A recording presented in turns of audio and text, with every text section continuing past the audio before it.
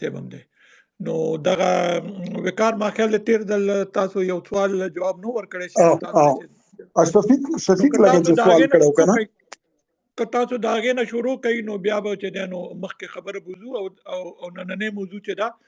هغه د هندوستان کې د پښتنو پکې رول باندې د پښتون تاریخ کې څه رول پاتې شوی دی،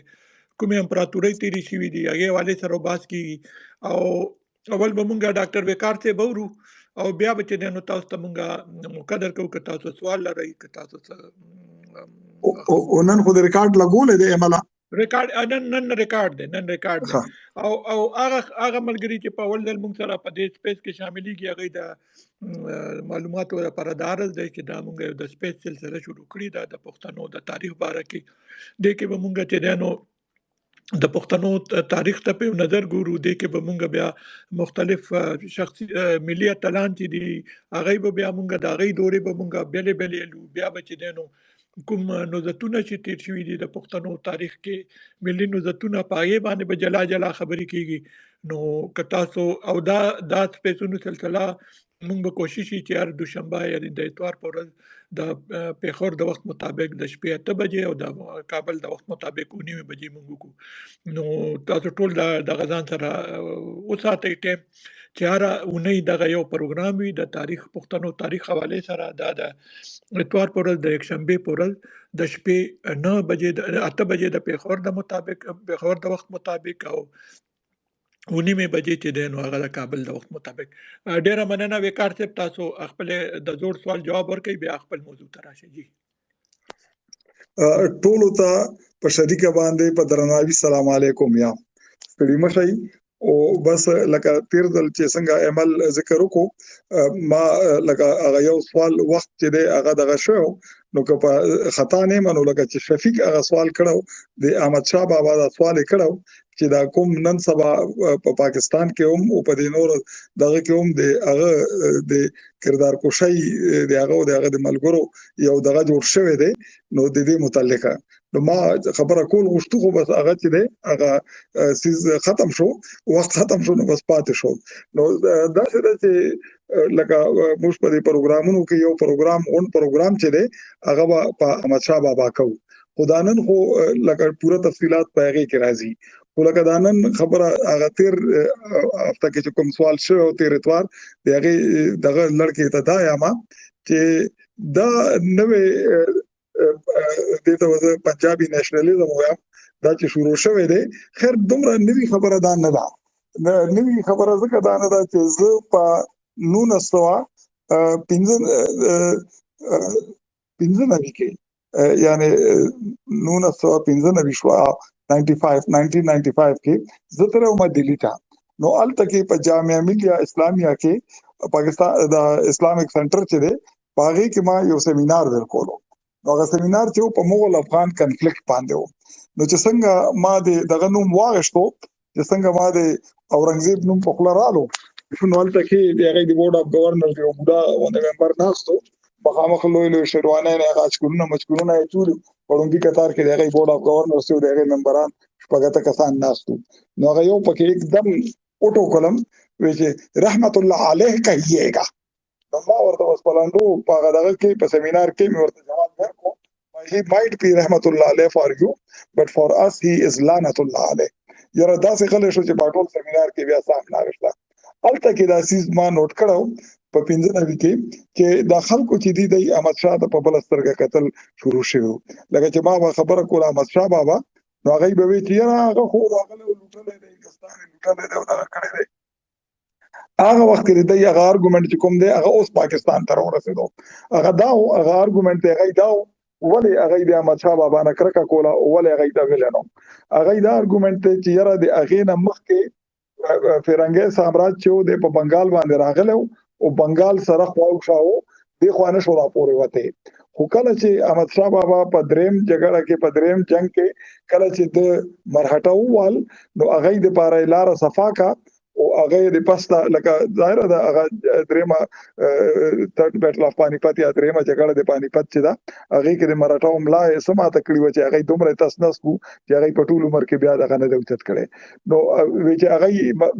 احمد شاه بابا چې مراټاو وال نو انګريزانو ته لار کولا وکا هغه رالو نارت انډیا هم ټول واغښتا او دغه د پستا پنجاب ته راپورې وتل نو دغه ارګومنت په خپل دی نو ما ورته دا وی چې احمد شاه بابا خپل خو نه راغلی کنه هغه شاه ولی الله چې دا کوم یو لوی ډیواین تر شوی دی یو لوی دغه تر شوی ډاکټر دا څنګه سره دا ټلیفون نه دونی څه خله ته نو आवाज به صحیح راځي ها आवाज کم راځي مې اس کې لګ دغه شي مې اس کې لګ خزه ټیک شو نو کوم یو کم سلويخت خطونه چې کوم شاه ولی الله احمد شاه بابا تاسو دي او ما هغه خطونه په انګریزي کې کتلې دي نو پاره کې دا یو سیس هغه بار ریپیټ کړي دي پاره کې بار ورته ویلي دي چې راشه دا اسلام د کمپلیټ انایلیشن نه بچ کپا نارت انډیا کې یعنی ورته دا یی چې دا مراټاو د لاسه دا اسلام ختميږي او هغه دومره زور اخیستل چې د کنه د ساوث انډیا روان شي او د دلی د مغول بادشاہان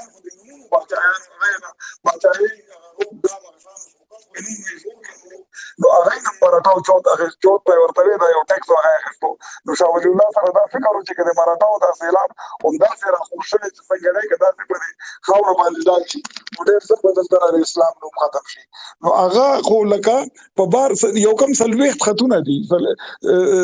نه د خطونه دي چې هغه کوم احمد شاه بابا تاسو چې راشه او دا اسلام او دا مسلمانان د تباہی نه بچ کا نو ټیک ته هغه وخت کې بل ما چرته په تاریخ کې تر اوسه پورې لکه د احمد شاه بابا باندې کوم ټولو کې مستند کتاب چې غنل کېږي اتفاق سره هغه یو سیک لیکل دی ګنڈا سنگ دی هغه نوم دی او ګنڈا سنگ دا هغه پی ایچ ډی تھیسس په خللو سیلنه پکې کړی دا او احمد شاه درانی دی هغه کتاب نوم دی د دې ګنڈا سنگ په کتاب کې لکه سیک خدایر دا چې د پښتون متعلق سلی کې نوای خو دشمنانو دی یو بل نو کدا چې سوي نو هغه به هایلایټ کړو نو هغه چرته دا ذکر نه کړي چې را د پښتنو د لشکر چې راغله دی د په پنجاب کې خزي عزت کړی دی دا یو نوې سیز اوس را پیدا شوی دی چې دا د په ټي وي باندې یو پروګرام رالو هغه پروګرام بیا خور شو چې هغه چې پښتانه چې برالو دی به خزي به عزت کې ریپ پای کې دغه پای کې دا چرته لکه دا نشم ویلې لشکري وي ټرایبل ملیشیا وي ټرایبل لشکري وي نو هغه سیز په ډېر منظم انداز کې د کشمیر کې شوی دی کوم کشمیر کې چې هغه مسلمانان اندوان یي دا الزام لګي هغه په ځای دي چې هغه ثبوتونه شته چې هلته کې دا شوی دی خدلته کې په دې ځای کې دا چې چرته په بل کتاب کې باندې د لوستي کنټمپرری ریسورسز کې دانشتا ګنڈا سنگ دا نه یي چې را پښتانه لشکر چې راغلي دي د سکانو خزي بيزه کړی دي دا اوس یو نوې سیز راغلی دی د شروع کړي چې په دې تاریخي حقیقت نه لري خدای احمد شاه بابا د بدنامي دوه لپاره او دغه لپاره چې د افغانان چې د ټول عمر د پنجاب او د هندستان دښمنان پاتې شوی دي دا یو کمپاین شروع کړي دي نو په دې کې تاریخي حقیقت هیڅ نشته هغه دومره سخت په دې پښتونولۍ او په دې حساب کتاب کې چې دا سوال نه پیدا کیږي چې دغه په لشکر کې ردا څوک وي او هغه د بغیر د سزا نه بچ شوی وي او بل غټه خبردار چې تاریخي حقیقت وګورئ د پنجاب مسلمانانو نه ډېر خلک چې دي دا ور سره شي د چې پانی پت ډاګه تطلو نو د لاهور نه داسې نور د مسلمانانو سردارانو د هغه ملکانانو دغه لشکر سره شامل شوي دي نو څنګه ودا کې د شو چې هغه خپل هغه خراب وره نو دا اسه هغه بے بنیاد الزامات دي چې کوم کردار کوشي کیږي د احمد شاه بابا د نورو پښتنو مشرانو کردار کوشي کوي کني داسې تاریخي حقیقت د دې کوي نو چا ولیکل کړو چا ټیک دا هغه بولې شاه یو ک وارث شاه کې هیرا جا کې یې کار سکه یې هغه عمدہ ذکر کړی دی چې یاره دای برالو او پنجاب لوټ مار به وکړو نو پنجاب خو د هندستان یو حصہ او هندستان کې ټول عمر د پاره دا اټریکشن دی ته چې د سرو زرو مرغۍ ویل کېږي هغه دولت او فیبولس ویلث دلته کې دغه لپاره په ارچا چپاونه کړی دي دولت ته نه لوټلې دی پاره کې د غزنی حکمرانان هم شامل وو د غور حکمرانان هم شامل وو د کابل بادشاہان هم شامل وو هغه زدانه هم چې دا خبره غلطه ده خدا دې خود بیزتین او دا کې ست الزامات په لګیدل دا بالکل دغه دی او هغه ما چې وې چې کوم د 95 1965 والا هیسټوریوګرافي دی هغه دی نه د هندو نېشنلزم په نوم د هندستان نېشنلزم په نوم باندې شروع شوی دا هغه د خلکو ته اوس رااله او دا لایلپور کې خو د خپل شاګردان دی پکې د تاریخ سیړون کې تاریخدانانو یو ګروپ ته الکان جنکۍ پکې دي او هغه د لایلپور هیسټورینز په نوم باندې فیصل آباد ورته نه او هغه لایلپور هیسټورینز په نوم باندې هغه دا یو ګروپ جوړ کړی دی او هغه کې په پنجابي ژبه خبرې کوي او د هر هفته یو نه یو سک ډایسپورا کې څه کان چې د سره تعلق ته ک کینیډا کې دی او ک په امریکا کې دی او په انګلند کې دی هغه پکې راځي خبرې پکې کوي آنلاین او داسم راځي نو بس داسې اوس نه دلته شروع شوه دی او د هغه ټارګټ نور څوک کده کنه دی احمد شاه بابا او پښتانه دي ډېر مننه وکړ ته به خپل موضوع ته راشي دا خو د شفیق هغه د احمد شاه بابا متعلق چې تاسو کولو هغه لکه څنګه چې مونږ ویلي دي چې نن چې د پښتانه په هندستان کې نو په دې باندې خبرې اترې کو ځکه چې د کې ډېر زیات ډیسکریپنسیز دي ډېر زیات ډیسټورشنز دي ډېر زیات غلط فهمۍ دي او څه پکس په دغه باندې انټنشنلی داسې شوی دی چې پښتنو تاریخي ګډوډ کړي دي او دا د ما د زړه د خوښه موضوع څه کړي چې ما په کار کړي دي او خبرم ته نو هغه تاریخدان کوم چې کوټ هیسټورین دي یا درباري تاریخدانان دي هغه چې د پښتنو سره کومې لوبي کړي دي هغه راته خې سرګند دي نو دا یو عامه غلط فهمي لري کېدل غواړم چې چرته د پښتنو بچایانو نوم راځي یا د هندستان سره د پښتنو د مناسبت نوم راځي ګړومبه په یی چې د محمود غوندې پښتانه بچایان محمود چې د پښتنو د ترکانو د خو د سوبکتګین زو د الپتګین سوبکتګین چې د الپتګین دغه غلام دا خو سلجوکیانو دا خو د سنټرل ایشیا نه راغلي دي دا خو پښتانه نو خو غزنی خپل دارالحکومت کو غزنی آباد کو او د غزنی نه بیا حکومت شروع کو نو صرف په دې باندې چې په افغانستان کې د حکومت کړي دي دا غلط فهمي ده چې دا پښتانه نه دا پښتانه نو دا ترکانو او د ترکانو بیا په هندستان هم کراغلي دي د برخوان حکومت کړي دي کې دوه غټه څنګه چې وي یو ته غوس ترکس وي غوس ترکانو او بل البری ترکانو لکه سب بچایان دا ډومبي چې دا غوس ترکانو د لوی قبيله ده دی غي او ورپسې کوم بچایان چې دي التمش دی وغیرہ بلبند دی دا البری ترکانو نو دا خو ترکانو دای خو د پښتنو سره دغه نه نشته خو په تاریخ مرصع کې کوم چې افضل خان خټک لیکل دي هغه د اتو لوی جرنیلانو یا د اتلانو نمونه ورکړي دي کوم چې د محمود په لشکر کې او هندستان باندې چې به کوم حمله کوله نو هغه مخکې سرخیلان چې به دا خلک په نو بس هغه نمونه هغه ورکړي دي امون د داسې نور نمونه دي هغه هدا پورې خو ټیک ته محمود غزنوی خپل چې ټیک ته غزنوی حکمرانو په غزنوی کې حکومت شروع کړي خو د ترکو د غوس ترکانو او د پښتنو سره د نسل اصل بالکل از دغه نشته د هغه کوم خپل خلک چې کوم خپل بچایان چې هندوشاهي اسپنوم باندې هغه یادېږي هغه د هغه زینا او شړل دا ټول کابل ویلی چې ورته ویل کیږي تاریخدانان آرکیالوجستان ورته کابل ویلی یې د کابل ویلی نه د خلک او شړل او غیرالو په ثوابای کې دا هند چې د هند دلته کې ډیر شو هند حکومت دارالخلافه شو او دا ورسره خوا کې غیر چا پیرا کولو کې یو کلی نو مونږ بار اخلو لاهور وړي کې لاهور ورته یو دا وړي کې لاهور چې دا هغه وخت کې ورته چې وړي کې لاهور نه وي دا ډیر زوړ خار دی دا اوم د سنسکرت ژبې به ګرامرین چې دی پانی نه د پیدایش اوم د لاهور دی خو بس وروسته وختونو کې بیا وړي کې لاهور شو دا او د پنجاب ولا لاهور چې دی خلک اوس صرف لاهور یې دی لوی لاهور په ځای باندې نو دا هندوشاهي از د کابل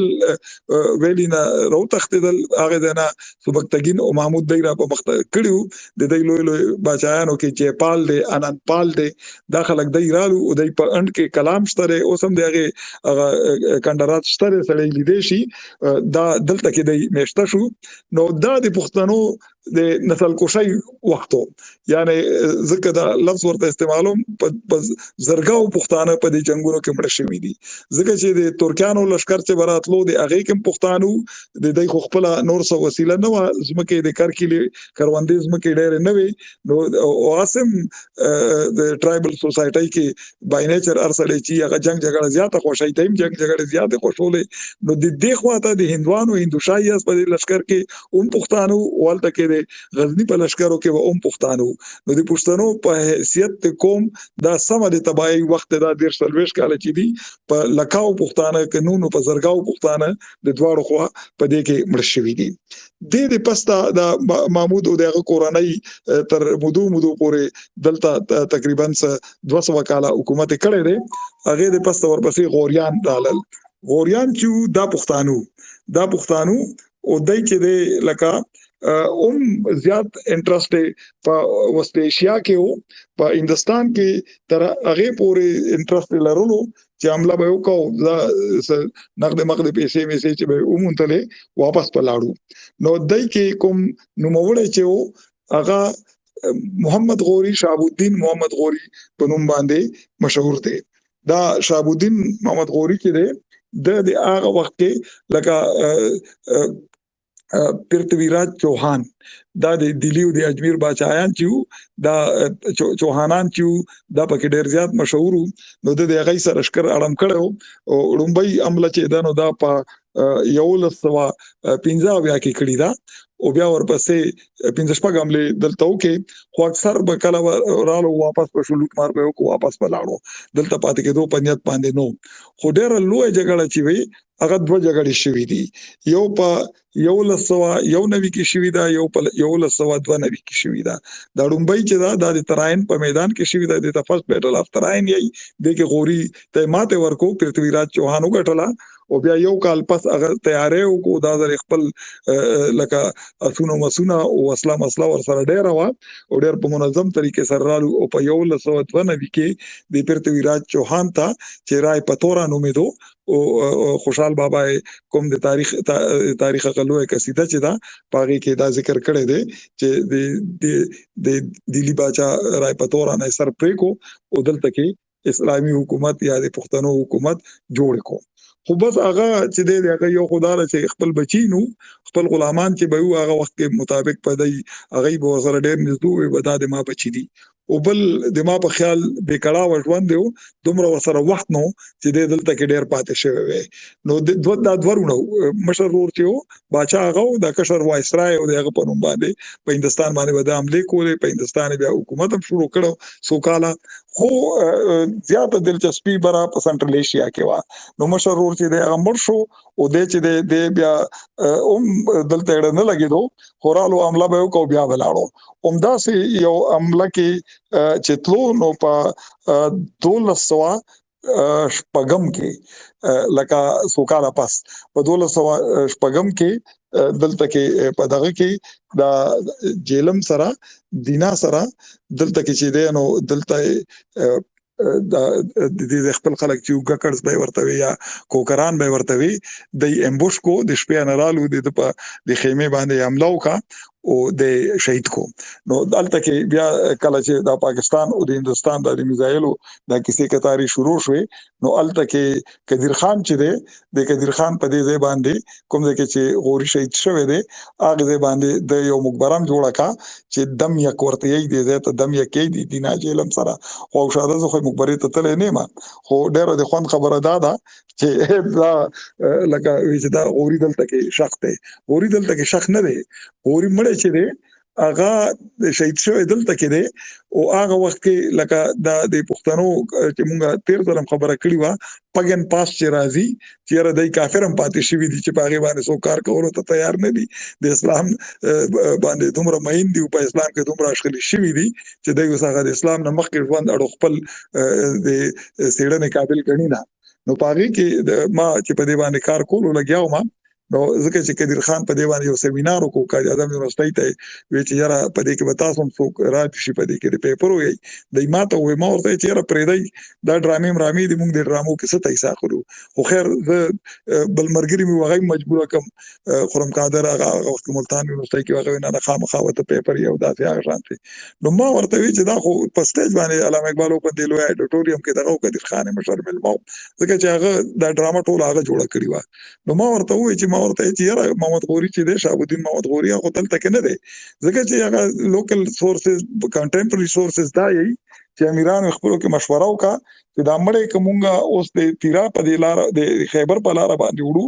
نو البته د تیرا قبایل کوم چې هغه کافرو هغه ته د پګن ټرایبز اف تیرا لیکل شوی دي چې د تیرا د کافر قبایل به د موږ د لار چې دا دای به درې ځکه دای ته پته را چې هندستان نه چې باچا واپس راځي خو هغه خو د دولت سره راځي نو مړ بس خاشي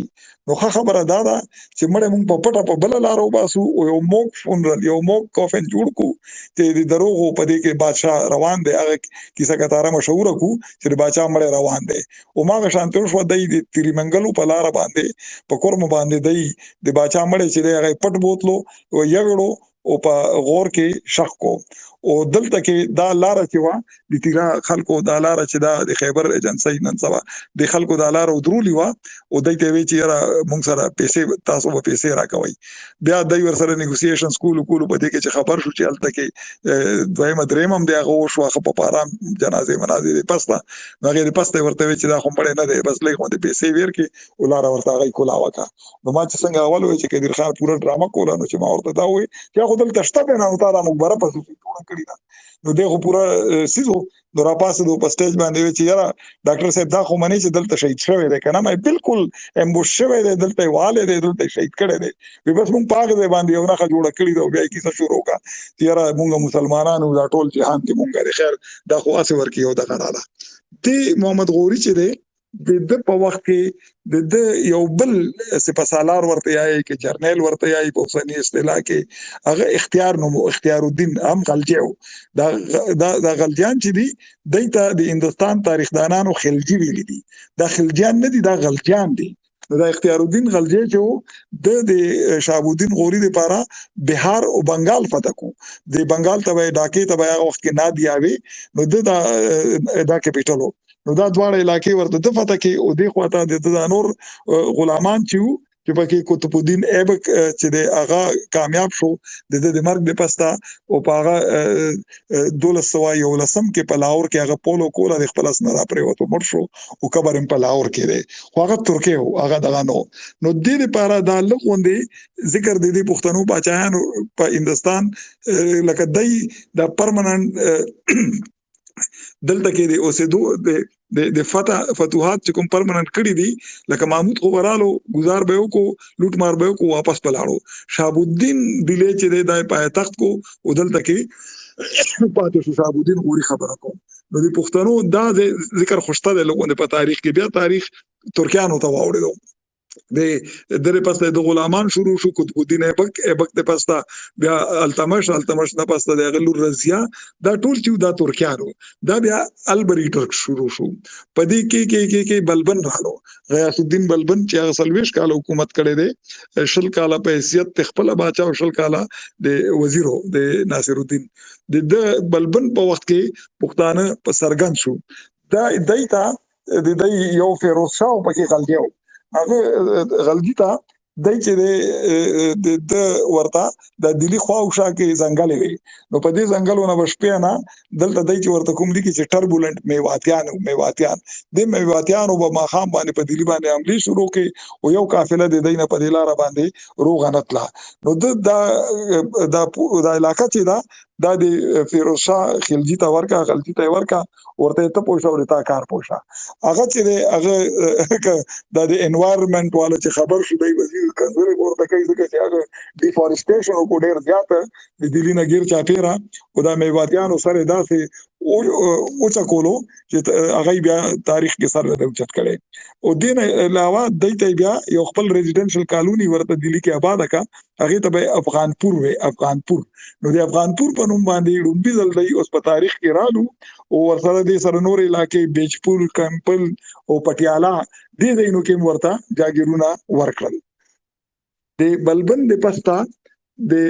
هغه په خاندان کې یا په ترکیانو کې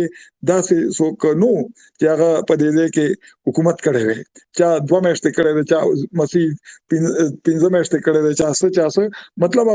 تاسو نو شو هغه دغه نو بیا چې د عمده جلال الدین فیروز شاه چې دی د باچا شو دا کمانډر ان چیف یو ټیم کې بیا د بلبن هغه سره ډېر نږدې پاتې شوی دی د باچا شو د باچای چې دا هغه شپږ کاله ده خو د اویا نه اوړېدلی او د متعلق دا یو غلط فهمي ده تاریخ فرشته والا محمد قاسم فرشته چې دی هغه د ظالم بچی داسې چې دی خطا کړی دی او هغه چې خطا کړی دی نو چا د نغدو کوشش بیان نه کړي هغه د ځان د بکواس کوندې لیکلي دي چې را د خلک چې دی نو دا په ترکستان کې وړه غونډه کسبه ده او د یغه کسبي اوسیدونکو نو ځکه د خلجیان یې دا خلجیان ملجان اسی غب شپ دي دا غلجیان دي او غلجیان چې دي هغه ټول عمر هندستان سره تعلق پاتې شوی دی ځکه چې پاوندو ساروی به او خان به هغه په اوړي کې برتل او چې د موږ په ژبه کې ورته کوچانم یو اوړي کې به برتل او په ژمي کې واغی لاندې راتل ځکه چې هغه یخني به دومره ډیره و چې هغه کې هغه د سارو د پاره او اورې بوشو خوراک نو دا لاندې هندستان دا ورشوګانو ته او د میدانونو ته براتلو د کوچانو دا مایګریشن چې دی دا هر کال به د ایوب خان وخت کې هغه پابندي ولګول حکومتونو باقاعده او دای په زور بند کو کني نو دا تر د سونو کالو راځي دا سره دا روانو پیغړو راځي دا سره روانو نو دا جلال الدین چې دی دا غلجیو لکه چې څنګه مې وې دا غلجانو او دغه چې دی سلیمان خېلو په غلجانو کې او دغه چې دی د قاسم فرشته د خلجیان کړي دي نو څومره تاریخ دانان چې دی هغه ورته خلجی لیکي غلجی ورته نه لیکي او اصلا لکه په بنگال کې چې دی هغه اوس غین نشي ویلې خداسه غاف نشي ویلې دغه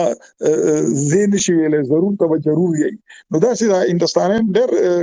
کومونه داسې دي چې هغه د پښتو د ټکی د نمونه نشي کولای نو هغه خراب کړی دی هغه د خلجی سره خوشاله دي غلطي په ځای باندې د شپږ کال حکومت کړی دی خو ډېر بای نیچر خسرې ورته یای او کمزورې ورته یای نو د وخت کې چې بچا بغاوت کو ته براوست دلبار ته ډېر به عزت پای ورته ورکو دغه به ورته ورکو په شړا به شو ورته چې تر بلبند وخت امیر وي او زه تا په دې حالت کې نش نو هغه ټول ورته چې د خو بغاوت کړی دی د باغی خو سر کلم کېدل پکاري ورته چې راز مسلمان وینه په دې عمر کې تویدل نه غواړم نو د خپل وراره چې علاءالدین نومیږي علاءالدین غلجی یا علاءالدین خلجی چا چې د 1299 نوالی تر 1314 پورې یعنی تقریبا 20 کاله حکومت علاءالدین خلجی چې دی د هندستان باندې کړی دی او ډېر زورور حکومت کړی دی او ډېر لوی فتوحات دومره فتوحات کړی دي چې هغه ته سکندر ثانی سکندر ثانی ویل کیږي ځکه چې دکنه پورې لاړو د ملک خور کو او دغه اصلي دغه خیر خپل ترې خپل مړ کړی دی د اسخرمو د اسخر جلال خسخرمو او د ترمو نو د یو جلو او د حکومت واغشتو خو د علاءالدین خلجی هغه پرایس کنټرول سیستم چې کوم د مارکیټ اکانومي چې کومه دا فوجي سیستم کې نوی ریفارمز کېدل دا ټول د ډېر زیات مشهور دي او لکه د مولا سپریمیسی نه منله او چا چې وادا پیران فقیران چې وډیر زیات وای ته به تر راځي چې زور مو ګورم چې ماري توري زور زیات ته کوي تاسو دې فقیرتوب زور زیات ته نو سخت سړیو هو د هندستان غونډې ځای کې دا کنټرول چې بغیر د سختۍ نه راتلو خو دا خبره ډېر د خواندا چې ترکیانو بغیر د پښتنو نه په چا باندې اعتبار نه کړي یعنی لوکل هندستاني هغه په خپل هایرارکی کې نه دراوسته نه ور سره خپلوي کړی دي نه خپل ژبه ترکای ژبه کې خپل کاروبار کولو خپل دغه کولو نه هغه سره هندستان اوسیدونکو سره کې مسلمان دي کې هندو دي په هغه اړه اعتبار کولو نه د علاءالدین خلجی چې د پالیسی بدله کا او د لوکل سیدی د خپل فوج کې واغ خپل مشران امیران هم کل پاغي باندې وته ډېر خلک قپو چې را ګوره دا د اعتبار خلک نه دي او ته په دای باندې داسې بخرته اعتبار کې او ما غوښوا د خپل یو ساتلی شوی ملک کافور د لاسا چې څوک هغه د الکمو هم دغه د لاسا د چې د کور تبعیر اعلی نه یوازې دا چې د وژل شو حد منګولانو د سر قاتلو د په وخت کې ډېر لوی عملی په هندستان شوی دي د پاره کې کوتل خواجه ترغی علی بیگ ټرټاک کوبا اقبال من د لوی سردارانو لوی نمونه د منګولانو دوی په هندستان حمله کوله خو د ارزل هغه عملی تنبولیم دي او بل کمال دا کړو چې هغه اګریسیو پالیسی به وا د منګولانو په ملک تم رسیدلې ده، یعنی سنټرل ایشیا ته ورولېدلې ده ورپسې. نو د حکومت چې د سټیبিলিټي ورکړي و د شل کالو خو هندستان په زور راټینګ کړو، خو ډېر ښه سټیبل ساتلې ده. د مرګ باندې د 15 کلن زوی چې دی شهاب الدین عمر نومېدو، هغه د ملک کافور وی چې یاره د ویلي دي چې خپل مشر زوی چې و خضر خان هغه چې دی نو هغه ما د باچایۍ نه محروم کو او د هغه په ځای باندې وی چې دا نو هغه خلک چې دی غریب اخر د لغتورې دي چې به وشبو هغه ته د سخت غشت دی او بس د شهاب الدین باچا کو 15 کالو ماشوم او خپل ځان د تعلیق کو او دواړه دو نور ځامن یو خضر خان بل شادي خان نومېدو دا ایران دکل او مبارک خان چې د تنبت شو د رنګدونه خدایم باندې کو. نو مبارک چې د هغه وخت کې ځان په طریقه باندې وېستو ملک کافور مو وژلو او د خپل باچایۍ اعلان وکړو او د قطب الدین مبارک شاه په نوم باندې حکومت شروع کو. خیر د خپل نور ټول لونه درې واړه لونه او وژل، خو د څلور کال حکومت تر شوی دی. خدای یو عجیبه کنټروورشل غونډه سره پاتې شوی دی. یعنی نن سبا خو علم پوهان چې دی دای په باندې کار کول شي د نفسیات سره ډېر عجیبه غونډه وو. یعنی دومره لوی فتوحات کړي دي د پلارغه سیده خه مضبوط ساتلې دي او ورسره بل یو داسې زبردست کار کړی دی چې تر علاؤالدین خلجی پورې کوم د هندستان باچا چې وو دای ته د بغداد نه لقب راتلو، مطلب دای باغې ته انتظار کولو چاته به یمین الدوله او چاته به یمین الدوله او بغداد کې خلیفګان چې معتصم بالله او فلان کې بالله ډیګړې بالله دای د نوم خلیفګانو دغه حکومت تقریبا بالکل ختم او خاص کر د هلاکو خان عمله د پستا 1256 د پستا کله چې بغداد ټول اوس وزولو، خو بیا هم د دې د باچایان چې دای به د هغه ځای ورته پیسې به مسؤل باقاعده سالانه چنده به مسؤله او هغه د طرف نه ورته القابو نمونه راتلو اندري دا ټول ارسه د قطب الدین وی مبارک شاه وی چیرې دای ما ته چرته امداد ته نه راغلی نه ما سره چرته فوج کې د مرسته کوي، نو د ویل خپل پیسې دای تاسو نو د وی چې زه د اغینا د خلافت نظام راوشو کولو او دلته مکمل دغه کوزان باچا کو وزه ان شاء الله او ما دا اماتکم خبره کوله هغه عجیبه غونډه د نفسیات داسیو چې لکه یو خو تاسو ګورئ ترکیه دا رضیا سلطانه هغه به وی چې زه ما ته رضی سلطان راته آئی زه خزانیم زه سلطانم هغه به د سړو په جامه کې باغ دلبار ته راتله او پاس وردا او ار جنگ کې هر چا نه مخ کې و خدای چې او د بری خزو جامع چولې د خزو غوند کالی به چوله او وی به چې کله به سب فضول خبره به کولی، مطلب بالکل ما په خیال خو پښتانه خو اغنیغ دی په دې خبرو کې لکه جندر دغه کې نو زبر نور څو هم خو اجرا را تفکارېدو چې د اجراګانو غونډه خوونه دغه هغه ته خو ترانسجندر یې خو پښتنو ورته ماغه اجراګان یې ځکه زموږ ورته دا ټکه ماغه استعمالو ما نو یعنی د بر خزو پجامو کې براتلو کالی وې چولی ورچاته به وی چې ماته هغه القاب هغه خطاب را ترا کوي چې کوم خزو ته ورکې دي شي. نو دا یې عجیبه غونډه نفسیات د سلور کاله بچای کړی دا چې یو خواته دومره مضبوط چې بغداد نه دی هغه فز نظام بالکل لری کو او بل خواته د خزو پجامه کې به خوشاله او د خزو جامې به چولې د خزو غونډه به خبرې کولې او هغه لکه ځان ته به اډو سړی وی نه ځان ته به خزوي. دا مبارک شاه د دې پستا لکه بیا د غلجانو را بچای لاره او د ګډ تیمور یا تیمور لنګ یا تیمور لین چې ورته ویل شي د هغه عمله قابل ذکر ده کوم چې په 1999 کې هغه په هندستان باندې وکا او هغه هندستان تسنس کړی دی څومره چې لوټ مار کول شو هغه وکړو او دلته کې بس خپل خوخه کسان پریشو. په هغه وخت کې د بیلوټ چې کوم دی دا په ډیر اسماعیل خان کې دی او بیلوټ شریف په نوم باندې دا کله چې مشهور دی دا قصبه ده او هغه بلوټ شریف نه د پښتنو یو کورنۍ ملتان ته لاړه، ځکه اسیم دا ملتان چې دی دا د سرایکی بیلټ مرکز پاتې شوی د ټول عمرې، او بیا د تجارت مرکز وو. نو الته کې دا کورنۍ لاړه د بلوټ شریف نه او الته کې میشته شول. په دې کې عمدې کو دا لودیانو دا لودیان چې دي دا شاوخیل غلزیان دي، دایم غلزیان دي او شاوخیل دي. دای کې لکه ډېر وګد وکړه دا نمونه نه خلک چې ټول به کنفیوز شي چې دا دی په کوم خوا لاړو. نو دای کې بیا نوموړی چې و هغه د ملتان گورنر هم شو او د هغه څلور پنځورونه نو هغه کې ځای په ځای دا دغه تقسیم کو، دا مملکت د خپل اختیار والا ځای تقسیم کو. نو په هغې کې یو چې نو کالا نومو، کالا به ورته وي،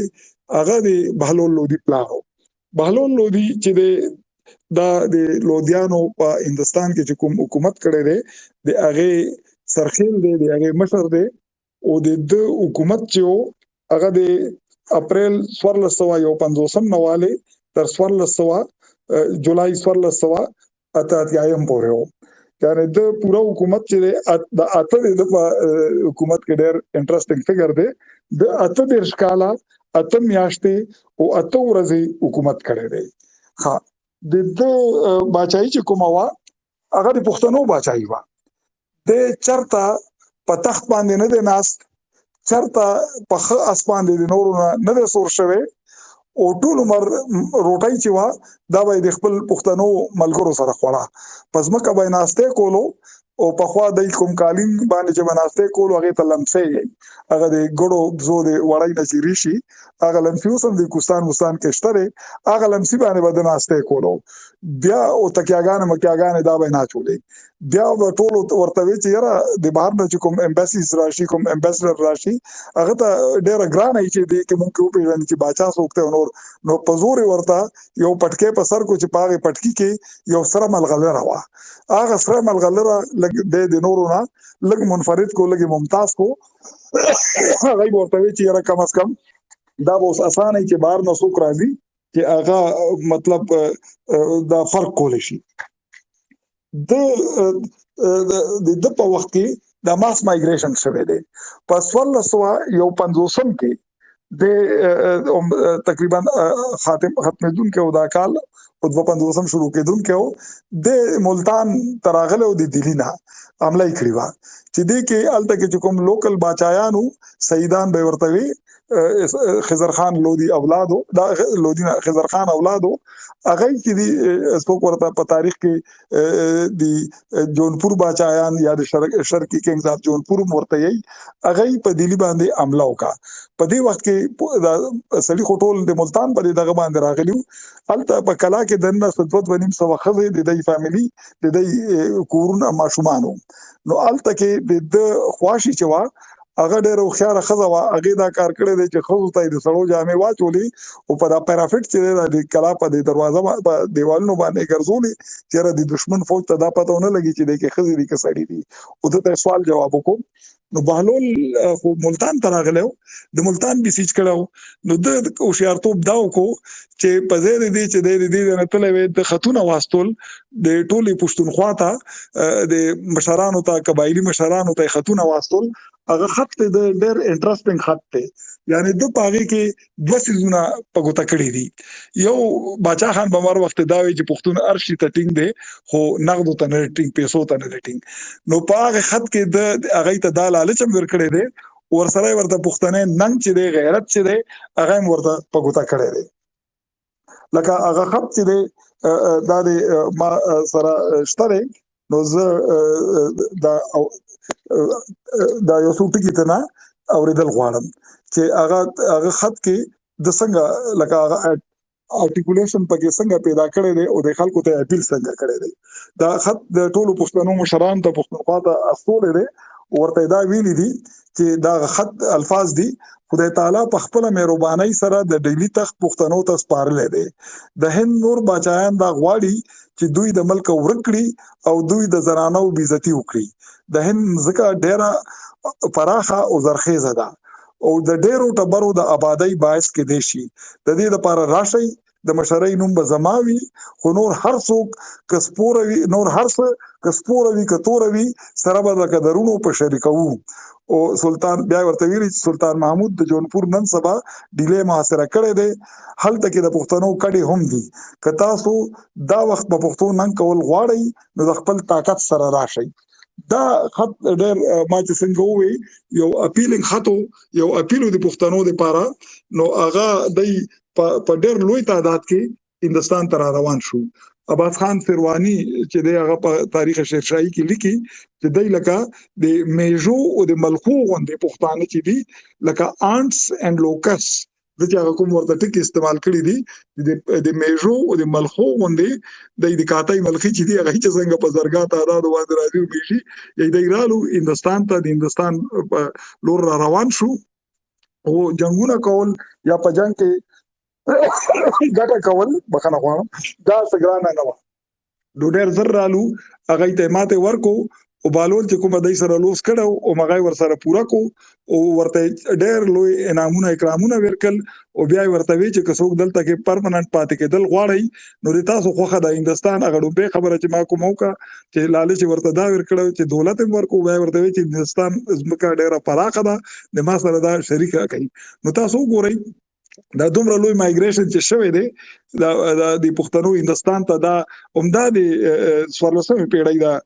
دغه د مایګریشن دی چرته کې چې پښتانه کوم ګوټونو ته نه دي رسیدلي. یعنی شیرشاه سوري چا باندې چې موږ خیر خپل خبرې کې ځان تکو دغه نیکه چې دی هغه سحسران پر رسیدلی دی،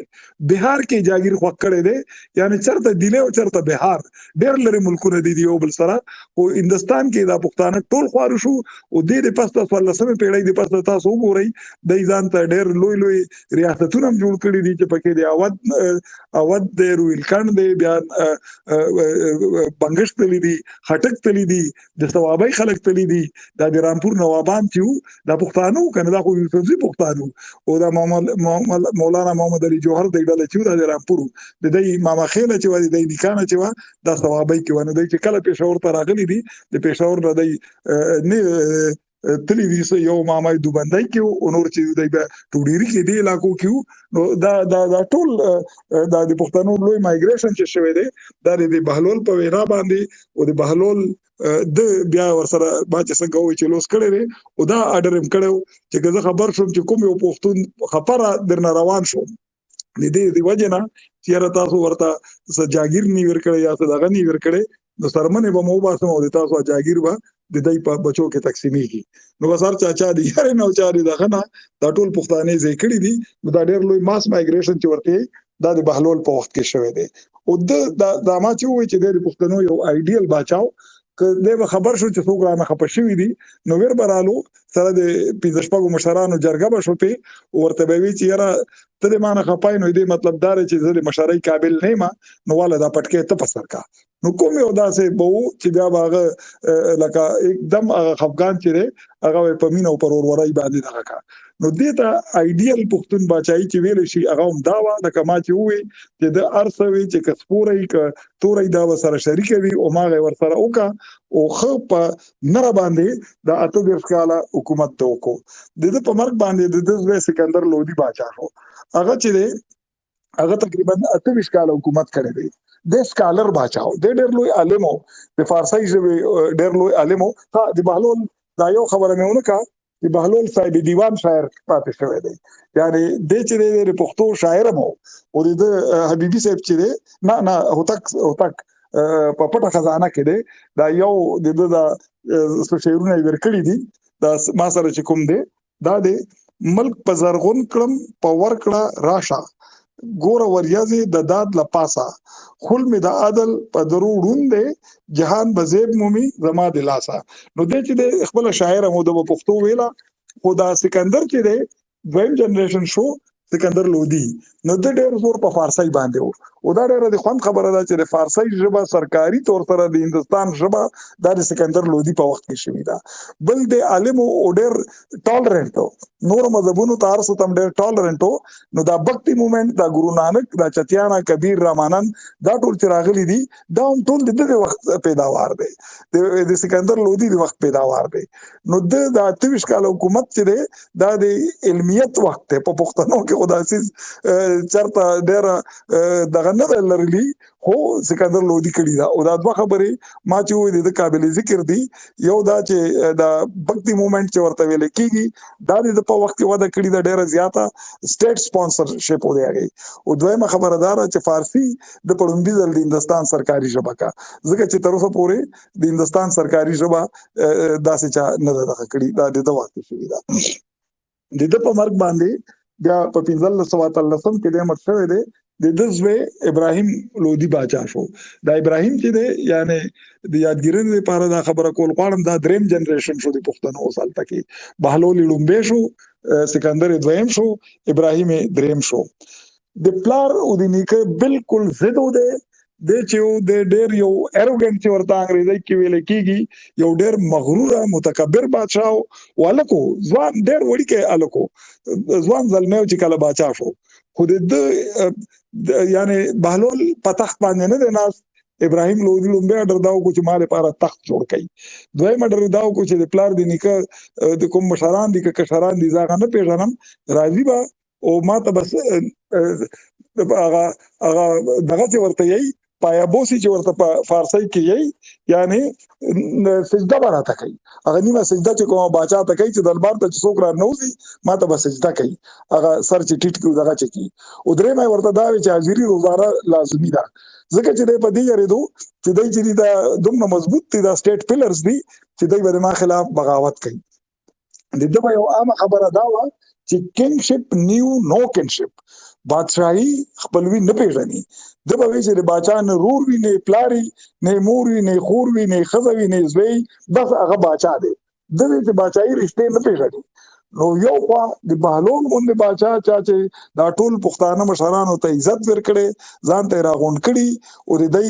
سره هغه سپورا او تورا دواړه شریکا او بل خوا اوس دغه مسه داس یو روډ یو اروګن هغه ته سړی د سړی بچی نشکاری او بیا هغه پلار د نیکه د وخت مشران چې هغه ته وی چې راځي ماته بس دې کوي او ماته ودا کوي هغه زمانه دا څوک شو دا راته ناشته هغه دلبار ته راتل پریشول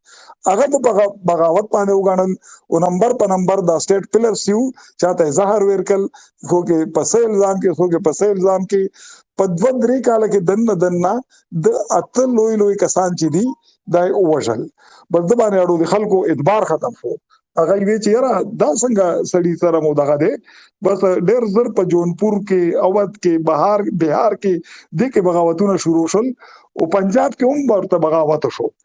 دا بغاوتونه کې څه پیرا قتل په دې وخت کې بابر چې مغول د فرغانې نه خپل تر را په مخ کړو د کابل نګیر چا پیرا ګرځیدو وغستن لنپول یو لوی تاریخ دان چې دی هغه ورته a king without kingdom خطاب ورکړو چیرې باچاو خو زینو باچای نه و دلته د پنجاب گورنر چې کومو د پنجاب وایسرای چې کومو دولت خان لودي یعنی لودي په خټه باندې هغه علم خان چې علاؤالدین یا علم خان دا د ابراهیم ترو د بهلول زویو هغه ته وی چې یاره ته لاړ شو بابر سره نیګوسییشن وکړه علم خان لاړو بابر ته وی چې یاره ته راشه او موږ د دې ظالم نه خلاص کا د دې دا خیال و چې د براشي ابراهیم ته ماته ور کی د براته مړ کی دا تخت په بیا د موږ سره پاتې شي او بابر بس پیسې والی واپس پلاټ شي. بابر چې د هغه خو لکه ما چې څنګه وی چې هغه خو کینګ ویداوت کینګډم هغه ته خو یو ځای پکارو واخو اسه اخوا دی خو راوړې هغه رالو او د یوسف زو مشر چې ملک احمد بابا هغه سره روغه جاړو کا او بیا د هغه وريرا بیبي مبارکه هغه واده کا اوس د یوسف زوم شو دی نو د هغه خون کام ور سره شو پلاره د مرسنریز چې دي څوک چې لوټ مار دی پاره یا څوک د پیسو دی پاره هغه ور سره شو. نو دلته کې بیا یو دا سیز په ګوت کول غواړم چې پاکستان په تاریخ د مغولو خبره چرته راځي په دې باندې یقین مکوئ ځکه چې دی هغه څه چې بابر د 6,000 کسانو سره څوک یې 12,000 کسانو سره څوک یې 6,000 سره رالو او د ابراهیم لودي یو نیم لک فوج ته ماته ورکو نه داسې نه و را روان شوی به د کابل 12,000 سره یې ټیک تا خو په لار ور سره د پښتنو دا غون ملک د سره شو ځکه چې یوسف زی ډیر دی په تعداد کې ډیر زیات وای ور سره شو دی هغه د زومو خو ور سره د مرسنډ شو د پنجاب دولت خان لودي د پنجاب واکمن دی ور سره شو ځکه هغه خو راغوښته دا ټول خلک چې د پانی پت دا کې ترالو نو هغه ماس ډیزرشن چې کیږي هغه وشو ځکه چې ابراهیم نو خلک خپو هغه چې دا ولیدو چې د سره د دومره خلکو رالو ځکه خو خوشحال بابا چې کله د دې بچایانو ذکر کوي نو د بابر ذکر چې کوي نو یې چې کار د پښتانه په برکت وو بیا لپسه د بابر بیا لپسه د دلی باچا بابر شو چې کار د پښتانه په برکت وو نو د پښتنو په برکت سره د رالو د پانی پت لوی ډاګه کې دواړه فوجونه چې مخامخ شو نو د ابراهیم لودي هغه یو لک نه ماس ډیزرشن شو او د 50,000 نه زیات خلک رالو هغه د بابر سره مرګري شو جنگ په دوران کې څرګند ښکارېده چې ابراهیم ماته خوري نو د یو اډوایزر محمود خان نومیدو هغه ورته رالو هغه ورته خواستو کو چې یاره ښکاری داسې چې پښتانه ماته خوري یا د موږ لشکر ماته خوري او مغول چې دی را باندې مرته باندې دي نو خبره دار چې یاره باچا چې ژوندې دی به سبا ځان سره بیا فوجونه رايوځي کی خبره دار چې ته جنگ نه وتښتې او بس مونږ بلار شو سبا بیا فوجونه راځم کو دته به ماته ورکو نو دوه ورته خواندل زه چې کله سوچ کوم کله په دغه باندې لکه په خوا خو چې کله مونږ کې شعور نو مونږ ته داسې ښکارېدو چې بابر د مونږ هیرو دی او ابراهیم چې ته کافر مافر دی یا چې ته هندو دی سکھ مک دی او مسلمان بادشاہ رالو دی یعنی all praises for بابر والا حال مو دی مونږه کنه او چې کله کې شعور رالو چې خبر کو چې هغه مغول او پښتون خدا پښتانه نو هغه اوګم د دې چې هغه ټیم کې مرته خپل پښتو درېدا نو د دې جواب سو هغه ډېر خوندناک دی محمود خان ته یې چې ګوره محمود خان تر پرونه پورې بخت ما سره نن قسمت ته مغول مرګرتیا کوي ټیک تا زدا منم خو خبره ده چې وګوره دا ما سره خواږه چې کوم دی د وخت کې د ټولو کې نزدو ملګری چې هغه د ګوالیار راجا او اندوګي هغه نو راجا بکر ماجد نو ورته چې دا هندوزاده چې دی راجا بکر ماجد ته ما یار دی وګوره د په ما باندې دار سر قربان کو ما سره خوا کې دار پروت دی نو دا خو ډیره د بیغیرتۍ خبره ده چې باچایان د جنگ په دې حالت کې وتښتي پرېدا زه د خپل بخت او د خپل دغه منم ټیک ته تر پرونه پورې بخت ما سره او کنن د مغولو سره دی هغه سره دي شي خو زه د میدان نه د تښتېدو والا نه نو د دې ټکو سره جنگ کولو عمل تکي مړ شوی دی د پانی پت په ډاګه کې خاصم د الته کې خبره الته کې دی زه چې هندستان ته کله پړم دي تلم نه ما دا شوق چې دا ټول لودیانو دا قبرونه دی وګورم نو دې کې د سکندر لودي قبر چې کوم دی هغه ویل مینټین دی هغه ځکه چې هغه لودي ګارډنز دی او هغه لودي ګارډنز دی هغه د انډیا انټرنیشنل سنټر سره دی هغه سره دیوال دی او هغه دیوال چې کوم یو ورچ دی هغه د لودي ګارډنز کې کولاویږي نو چرته که تاسو د مادوري دا غانې باندې لیدلې چې هغه پکې ډانسونه مانسونه د فلمي هندي فلمونو کې کوي او ګلونو نه ډک یو باغ دی دا هم لودي ګارډنز دی بالکل د دلی په زړه کې دی او د انډیا انټرنیشنل سنټر سره لګېدلې دی خو پاغي کې یو مقبره چې دا د سکندر لودي دا د بهلول لودي قبر چې دی هغه ډېر په خراب حالت کې دی او هغه زه ته تلم ولته د دنیا جان غندونه دغه مغه خزله مزله ورکی خلک ورځي او هغه مالت والا چې د زړې سایکل او زړې رکشې او د سپیر پارت دای په باندې ډم کړی دي او د ابراهیم لودي قبر خو نه دی لیدل ځکه دا خو دغه کې دی دا خو په پانی پت کې دی نو بیا البته د آرکیالوجي ډپارټمنټ والا چې کوم دی هغه د ما قدرتي ور سره په یو روټۍ کې ناسو پیژندګلو شو نو بیا هغه ته خواستو کو نو بیا راته یو سلور پینځه میاشتې پاس د دې خبرې د بهلول د قبر تصویرات راته راواز پوله چې دا وګوره صفایي مو موکا وغه نه جنگلا غوندم چا پیرا کړی دا اوس چې اکسس ورته ډایرکټ داسې د ګن بلا نی خزل مزل ورکه څوک دنه نه چي نو بس دا د لودیانو حکومت در 15 شپږشتم پورې وو او تقریبا ابراهیم لودي چې د 9 کاله حکومت کړی دی. نو د پسته چې کوم دی یو نوې خبر راځي، یو نوې کورنۍ راځي چې هغه د مغولو په نوم باندې پیژندل کیږي او هغه خو بیا شیرشاه په هغې کې راځي. نو په هغې باندې خو به که خیري بیا خبرې کوو. خو د خوشحال بابا د چې دی نو هغه یې ډېر سخت اپریشیټ کړي ده او دا شعرونه مېرونه یې ویلي دي چې د بهلول او د شیرشاه خبرې اورم چې په هند کې پښتانه او بادشاهان شپږو پیړۍ داسې باچایي وه چې په دوی پورې درست خلک وو ایران. نو دا بهلول او شیرشاه که هغه یادی نو هغه واقعي چې داسې د دوی باچایي تېره شوې ده، داسې د پښتو کارونه یې کړي دي او داسې خپل دغه یې کړي دي چې واقعي چې خلک ورته حیران. د ما په خیال د ما خبرو ټایم خو بس په دې باندې ختمیږي د لودي باچایانو سره. او بس اوس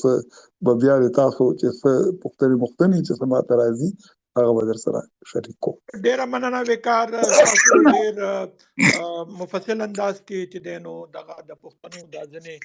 کوم امپراتوریانې چې دي د حوالې سره تاسو خپل معلومات موږ سره شریک کړل. اوس که څوک سوال لري یا څوک د حوالې سره خبره کول غواړي نو هغې ته اجازت دی او وقار موږ سره ناست دی، ډاکټر صاحب دی به د هغې جواب ورکوي.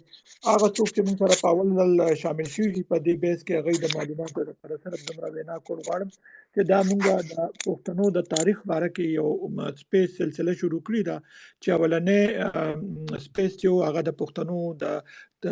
اوریجن باره کې د ماخذ باره کې چې نظراتو په هغې باندې خبرې کېدې چې کوم نظرات دي، کوم یو نظریه چې دی هغه د موجوده معلوماتو او د علمي تحقیقاتو په رڼا کې صحیح ده. او دا دویم چې دی دا په هندوستان کې د پښتنو طرف ته امپراتورو په رول باندې نو دې کې به مونږ هر اونۍ چې دی د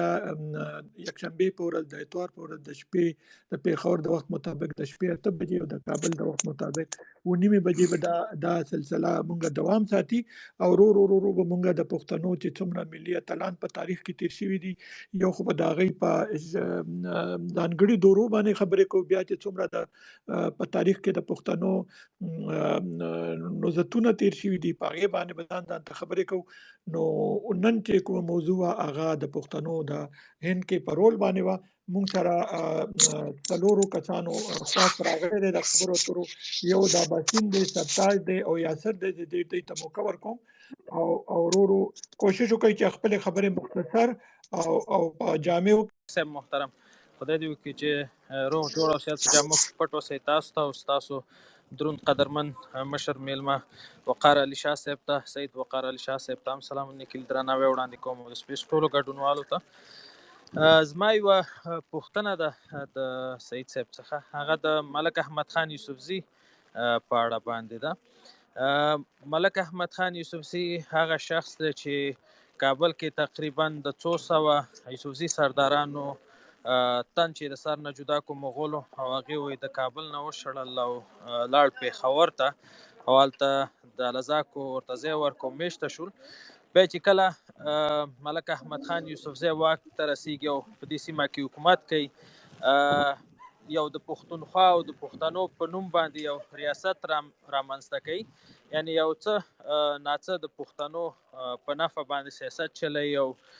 د پښتون او د پښتونولۍ دعوه کوي. نو بیا زما پوښتنه دغلته دا ده چې د ملک احمد خان یوسفزی چې حال دا چې په کابل کې دغه عمره یوسفزي سرداران هم د مغولو شهیدان کړي مو او دوی وایي د هغې ځای نه راشړلي وو او خورا بېعزتیانې هم کړې وې. دا په کم نیت باندې د دې سره یو ځای شو چې د ابراهیم خان لودي د منځه وړلو کې ورسره مرسته وکړي، بغیر د دې نه چې دا زوم و چې هغه هم موږ پوهېږو چې د مجبوریت د خاطر نه دغه رشته دغه شوې وه رامنځته شوې وه. که په دې باره کې لږ څه رڼا واچوئ نو ډېره مننه باسي. نو ډېره مننه وقار صاحب، تاسو سره مایک دی. نو دا مخکې ځل چې موږ څنګه کړي چې درې څلور سوالونه په یو ځای شي بیا نه یو داسې صحیح ده. سرتاج بیا یاسر. سرتاج تاسو سلامونه سر. ما بدقسمتۍ نه چېرې لږ ناوخته جوین کړل خو بیا هم زما سر نه دا سوال دا دوی د بهلول ما د شیرشاه او د بهلول د دوی خبره واورېده چې خوشحال بابا ډېر ستایلو. خوشحال بابا چې کله سوات ته لاړ نو هلته د ویش په سیستم ډېر چیرې غندنه کړې وه او زما په خیال د هغه د بهلول او دغه چې کوم د شیرشاه چې کوم پښتنو له جاګیرداران سیستم چې کوم هغوی ځمکې ورکول هغه سیستم یې ډېر خوښ و. بله باچا خان چې موږ وګورو نو باچا خان چیرې د پښتنو د ویش سیستم ته چیرې ډېر چیرې په خوندوره سترګه کتلي دي او ډېره خوښ کړی دی. ما سر نه دې په باره کې تپوس کو چې دا کنټراسټ ولري چې د پښتنو یو مشر چیرې ویش سیستم ته ښه ګوري او بل چیرې خوشحال چیرې هغه جاګیرداري خوښوي د بهلول او د شیرشاه چې هغه ځمکې پښتنو سردارانو دلته هندوستان کې ورکولې او دلته کې چیرې د ویش سیستم نه خوښوي. نو د سر نه د دې په باره کې رایه غواړو. ډېره مننه سرطان، ډېره مننه. یاسر صاحب تاسو سوال وکړئ. لومبې خو ټول د سلامونه خصوصي توګه لالا تاسو ته او سید وقار علي شاه کاکا ته او ټول اورېدونکو ته ښې چارې. زما یو پوښتنه ده، یو خواست ده، یو لکه اون ته کې سپیناوی دی که نه. خواست لومبې دا دی زما سید وقار علي شاه کاکا نه چې لکه دا ډېر ښه لړ روان دی. تاسو باید په شیخ ملي ویش باندې یو خپرونه وکړئ ځکه چې هغې لږ یو ډیفرنټ وی به شامل یا په دغه کې شته یا به وروسته سمه شوه جي. زما سپیناوی د رور ملک احمد شاه خبره وکړه. ملک احمد شاه ویره نه وه که نه، هغه د ملک سلیمان شاه لور سوري ملک شاه منصور لور وه. ملک احمد شاه چې د منډړو یوسفزو سردارو او دی چې دی زموږ ضلعي خیل دی هغې ته مونږ رزړ وایو. رزړ کې ملکزو زیري ته په سلطان خیل نه و و منډړ یو. دا یو سپیناوی معقول غوښتو چې دا بیبي مبارکه چې وه دا د ملک سلیمان شاه لور سوري ملک شاه منصور لور وه او بالکل زموږ د قبیلې نه وه. او تاسو خبره دغه وکړه چې لکه صوابۍ نه په رولکند کې ډېر خلک یا منډړ یا د علاقه کې بجنور واخلئ، رولکند واخلئ یا تاسو په لاندې ځای د بجنوره پورې که نه دا ټول بیلټ کې ډېر خلک و. او چې مونږ تاسو نوم واخیستل ملک سوري د مولانا جوهر او دا زما د کلي مرغوز نه و. د مرغوز کې یارخیل زیري تپه بړلخیل او بړلخیل ځلي کندې مونږ ورته وایو مالاخیل د هغې نه و. خیر زه خپل یو سوال ته راځم او زما سوال تاسو نه دا دی چې مونږ هندوستان کې غورو ډېر پښتانه دي د برني سیمې کې خاص طور آباد دي که نه. تاسو بجنور نه روان شئ او داسې بیا په لاندې باندې راځئ. په یو زمانه کې دې کې به ډېره پښتو ویله کېده دغه ورو ورکه شوه که نه. تش هغې سیمې خلک نن دا وایي چې مونږ پښتانیو کیسه خلاصه ده. که زه اکثر د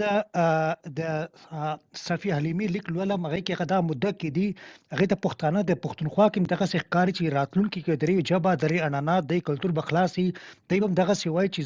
مونږ پښتانو کیسه ختمه ده. هغه دا په دې بیسس وایي چې څنګه زموږ یاسر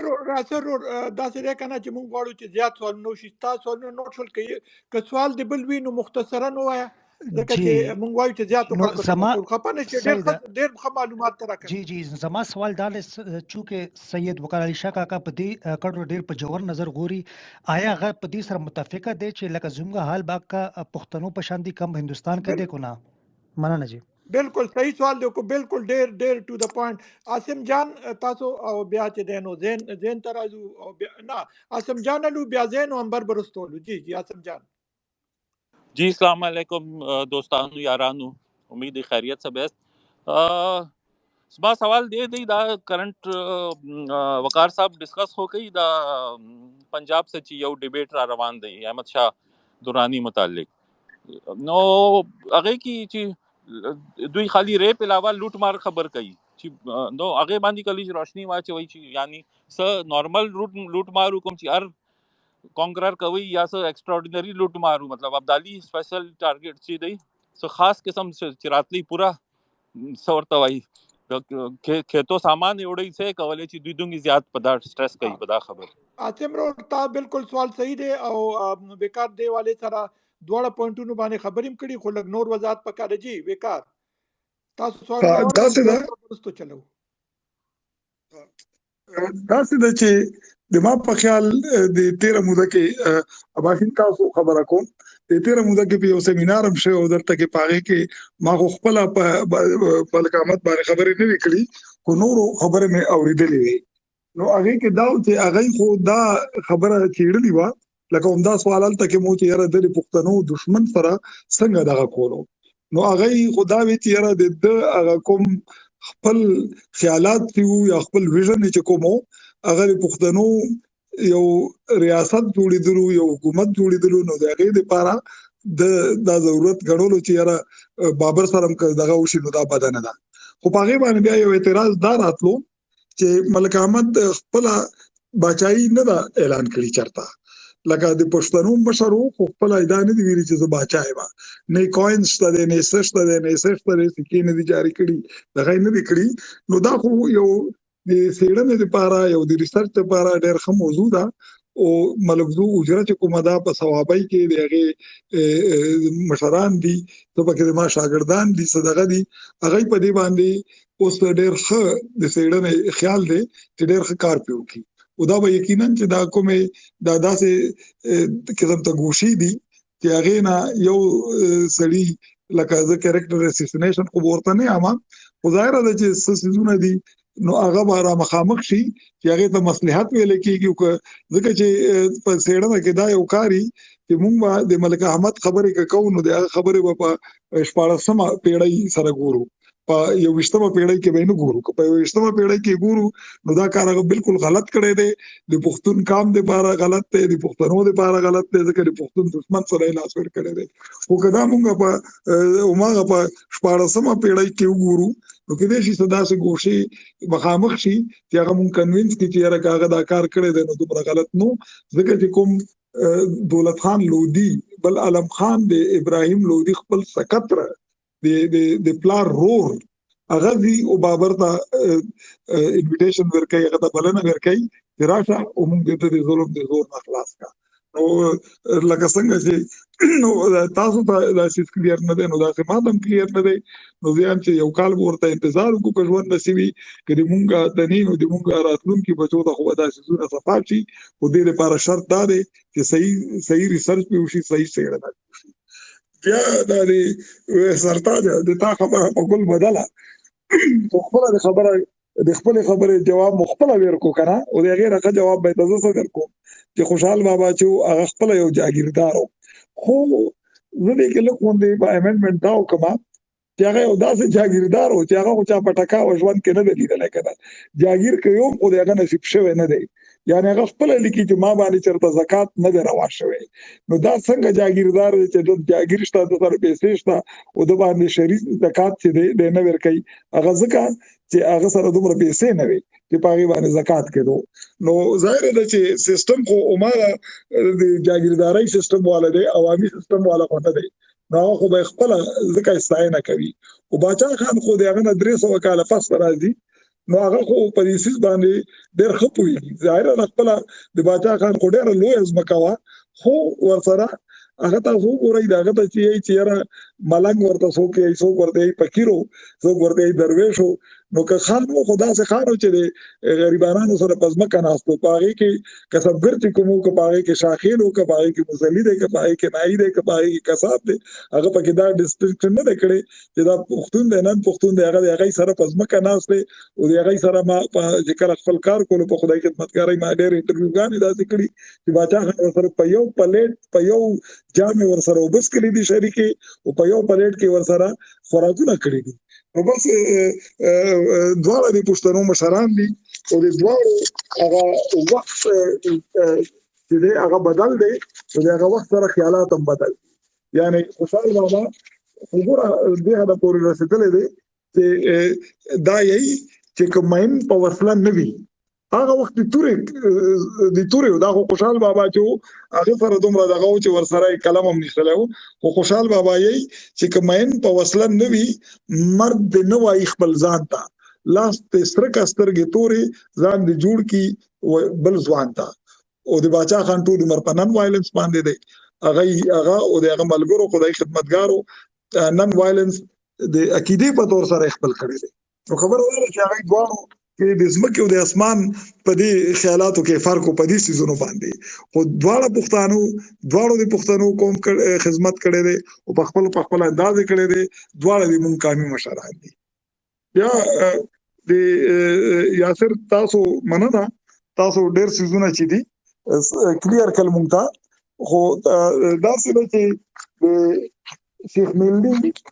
هغه کوم دفتر چې دی د کوم مطابق چې ویش شوی دی موږ ته خدا پته شته دی چې دا وی چې سلور کاله به دا زری ځمکه چې دا د پیداوار والا ځمکه به دې ټبر سره او بنجر ځمکه به د هغې ټبر سره بیا را روان سلور کاله دا به بدل شي دای ته زری ځمکه راشي چا سره چې بنجر وه او زری والا ته بنجر راشي دا ټول تفصیلات خو شته دی لکه بندوبست د شیخ ملي بندوبست نوم شته دی خو چرته دی هغه دفتر کې ورته ویل کېږي هغه رجسټر هغه د څه مطابق چې دا هر څه ویش شوی دی هغه نشته دی هغه یو داسې یوټوپیا ده یو داسې شجر ممنوعه دی چې موږ په لاس کې نشته دی او خلک ورپسې دي او ګوره لکه د پیروخان د کتاب خیر البیان غوندې ګوره که دا هم چېرته یا په لندن کې پیدا شو یا په جرمني کې پیدا شو یا په فرانس کې پیدا شو نو دا ټول څیزونه چې دي دا به کلیر شي پې باندې ځکه چې ما څنګه ووی هغه دفتر چې کوم دی هغه نشته دی تر اوسه پورې او که تاسو د اورېدونکي که په دې متعلق څه معلومات لرئ که چاته پته وي چې یاره په کوم ځای کې دی نو دا به ډېر لوی یو بریک تھرو وي د سکالرشپ په دنیا کې علمیت په دنیا کې او دا را سره ضرور شیر کړئ اسف جان تاسو چې کومه خبره د لوټ مارو کا نو دا خو هغه کنټمپرری ریسورسز کې دا تفصیلات شته کنه هندستان ته چې وسوک لوټ مار ته راتلو نو دلته کې مندرو کې ډېر زیات دولت پروتو لکه سره زرم پکې کالی بم پکې پراتو نقد بم پکې پرته وي ځکه چې ظاهر ده چې دا حالت کې به خلکو ورکولو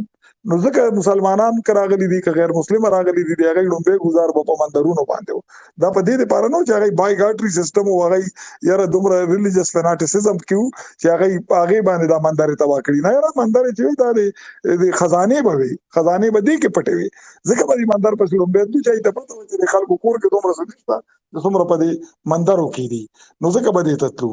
نو خبره دا سره چې لکه دا خو مطلب زنه شم ویلې چې هغه خو چې څوک تفصیلات چا به ورکړي وګورئ هغې کې به درته خپله معلوم شي خو عام طور سره سره زر او نغدې دا به دا څوک چې به راتلو حملاور چې به راتلو د هغې لومبۍ نښه به دا مال و دولت او بس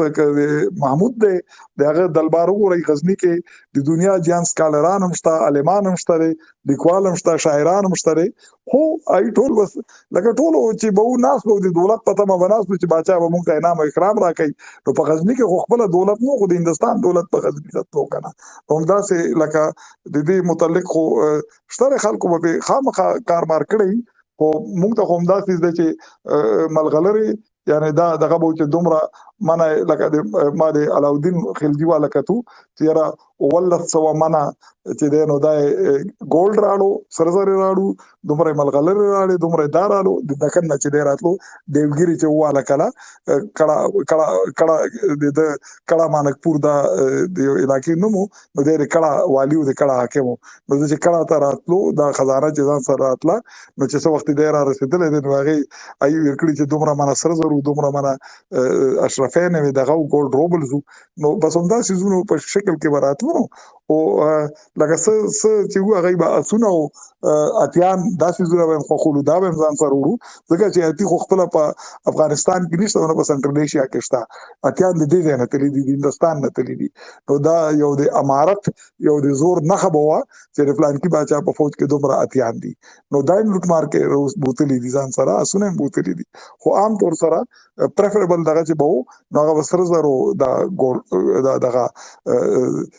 دینارونه مینارونه او اشرفۍ دا وه وایي چې موږ پښتانه کیسه خلاصه شو ځکه هغې ژبه اعلانات هر څه هېر ها ها ها ها هغې باندې ستاسو کمنټ ټیک شو دا یاسر دا تاسو کو جوړه کنه او جی دا تاسو ما کړو کاکا جی دا څه د بچي چې مین لینډ چې ورته ویل کیږي کنه یعنی مرکز هغه سره کې د رابطه وی نو ته چرېم نه پردې کېږي او که د هغې سره د رابطه ختمه شوه نو بیا دا سیس ختمېږي د هندوستان پښتانه چې کوم دي هغه د مرکز سره رابطې ختمې شوې د پښتونخوا سره یې رابطې نه وي نو دې لپاره هغه خو ډېر تکړه خلک وو لکه حافظ رحمت خان د دې خلکو چې دی دا څومره موده پورې بیا خپله پښتو ساتلې ده خو عام طور سره څلورم پنځم جنریشن که د رابطه دي نه وي هغه بس بې ژبې شي، بې کلچر شي، بې تعلیمه شي. بې تعلیم نه مطلب دا چې د تا هغه څیز په هغه باندې ورک شي او هغه بل څیز چې دی هغه پې غالب شي. نو ما په خیال د هندوستان د پښتنو سره خو دا څیز شوی دی، خو په د اوس پښتونخوا کې دا څیز به ځکه نه کېږي چې څرګنده نښه یې دا ده چې دا موږ په پښتو باندې خبرې کول لګیا یو، نه په اردو باندې خبرې کوو او نه په ټیک دا د انګریزۍ ټکي به پکې وي. هغه ځکه چې موږ باندې انګریزي ډېره غالبه وه او غلامان پاتې شوي او په بره پښتنو هغې کې فارسي کابل زور پې ډېر دی، فارسي زور پې ډېر دی. نو پښتو کې د فارسي ټکي ډېر راغلي دي. خو زه خو لکه د ما په خوله خو د چرنګ به دا رانشي چې پښتانه به ختمېږي، خدای دې هغه ورځ نه راولي چې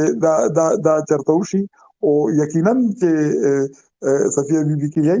نو هغه خو ټیک ده د هندوستان پښتو خو د هغې د ټاټوبي سره د خپل مرکز سره د هغه تعلق نه دی پاتې شوی، لینک نه دی پاتې شوی. نو ځکه 2-3 جنریشن پس ته هغه څیز ختم شي. ما لکه تاسو وګورئ کنه چې ښار ته چې کوم خلک راشي هغه خپل د کلیواله ژبه پرېږدي، کلیوال دستور پرېږدي. نو بیا لکه چې څوک تعلق ساتي خپل کور کلي وطن سره یې نه پردي کېږي، او چې چا هغه پاتې شي نو بس مودې پس ته بیا لاړ شي ورک شي. نو خو ایز ا هول چې تر څو پورې زیات چې دوه پښتانه هم ژوندي وي نو هغوی به خپلو کې پښتو کې خبرې کوي. ورکېدو دا قوم دا نسل د ورکېدو نه دی. ډاکټر صاحب یو مختصر د یاسر وی چې دا مبارک بیبي چې دا نو دا د ملک شاه منصور لور وا واقعي پلار نوم خو شاه منصور دی. ښه دا شو. اوس یو منټ یاسر روډ یو منټ ته لږ صبر وکړه، تا ته مقدر کوم. مونږ سره اوس شاد روډ دی او احمد دی، زین دی او امیر دی. زین ته اول خبرې وکړه، بیا به تا پسې شاد وي، بیا به امیر وي، بیا به مونږ عباسین ته دوباره موقع ورکوو او یاسر تا ته به دوباره موقع ورکوو. جی زین روډ. जी बहुत शुक्रिया. मेरी पश्तो सॉरी इतनी अच्छी कोई बात नहीं जवाब खैर पश्तो में मुझे दे दें। मेरा ये जो इन्होंने कहा है और जो कंटेम्प्रेरी हिस्टोरियंस हैं उसमें इतना फ़र्क क्यों है? मसलन कंटेम्प्रेरी हिस्टोरियंस अक्सर गौरी को ताजिक बताते हैं, अब इन्होंने कहा कि और खिलजी को तुर्क बताते हैं, तो उन्होंने कहा कि मसला फरिश्ता का है, फरिश्ता ने गलत बताया। लेकिन अगर हम पुरानी किताबों में इस्तिखारी की किताब में जाके पढ़ लें, 1000 साल पुरानी किताब, या वो उधर भी हिलमंद के पास और ये इन एरियाज के पास वो खिलजी ही बताता है और ये बताता है कि वो तुर्क थे और तुर्की ज़ुबान बोलते थे। तो बहुत से सोर्सेस में जो यहाँ के जो खिल्स थे उनको तुर्क नस्ल कहा गया। तो ये फ़र्क क्यों है जो इधर हम लोग सुनते हैं और जो कंटेम्प्रेरी हिस्टोरियंस कहते हैं? थैंक यू जी। बहुत अच्छा सवाल ज़ैन, बहुत अच्छा सवाल. अब शायद तासो खबर हो कई बिया अहमद और बियारुस्तो अब्बासी او امیر امدلی شاه. ها جی مننه. السلام علیکم ټولو ته. زما سوال دا دی چې زما په نوم باندې په زما په نامه باندې شریک یو انډین دی ما سره، نو هغه سره زه اکثر په میسنجر باندې خبرې کوم، خو لیک نشي کولی پښتو کې، خو خبرې ما سره په پښتو کې کوي. وایي زموږ جرګه مرکه دا هر څه اوس هم د پښتو شانتي پښتو دا هر څیزونه بوپال انډیا کې پاتې کېږي. وایي موږ کوم هغسې مشران به پښتو ورځي، او دا اوس چې څنګه د وقار صاحب خبره وکړه چې انډیا باندې نه پښتو لږه هیره کېدو والا ده، نو خبره خو ټیک ده، خو لکه بیا هم هغه کوشش کوي. نو لکه زه اوس کرنټلی فرانس کې منو دلته دی په لینګویج باندې ډېر غټ لکه پیسې لګوي، خیال کوي، او مطلب 2000 یوروز او دا فیسونه عادي ورکوي چې یاره دا ژبه چې دا زده شي تاسو ته، او فخر محسوسوي چې موږ خپل په دې ژبه کې خبرې وکړي. نو زمونږ د پښتو لپاره اولنی څیز دا دی چې لکه که افغانستان دی یا زمونږ خو لکه لوی کور هغه دی، نو حالانکې کوزي پښتونخوا سره یو، نو هغې چې دی کله کرکټ کېږي لکه نن ورلډ کپ میچ و، نو دغسې چې کرکټ کې پریزنټیشن کېږي نو په پوسټ میچ پریزنټیشن کې لکه ما ورته یو پیره ویلي وم، شهزاد صاحب سره خبرې شوي چې مطلب پښتو کې خبرې اترې پکار دي، ترجمه چې څوک بیا ځان لکۍ کوي دي، او دغسې لکه څه قسمه داسې څیزونه باندې او اکچولي دا څیز په هسټري باندې دی نو هغه ډېره مننه په سکول اف تاټس کې د هغې باره کې هم تاسو چې کمینګ دغه کې ووایئ چې لکه دا بالکل د ټولو د شاته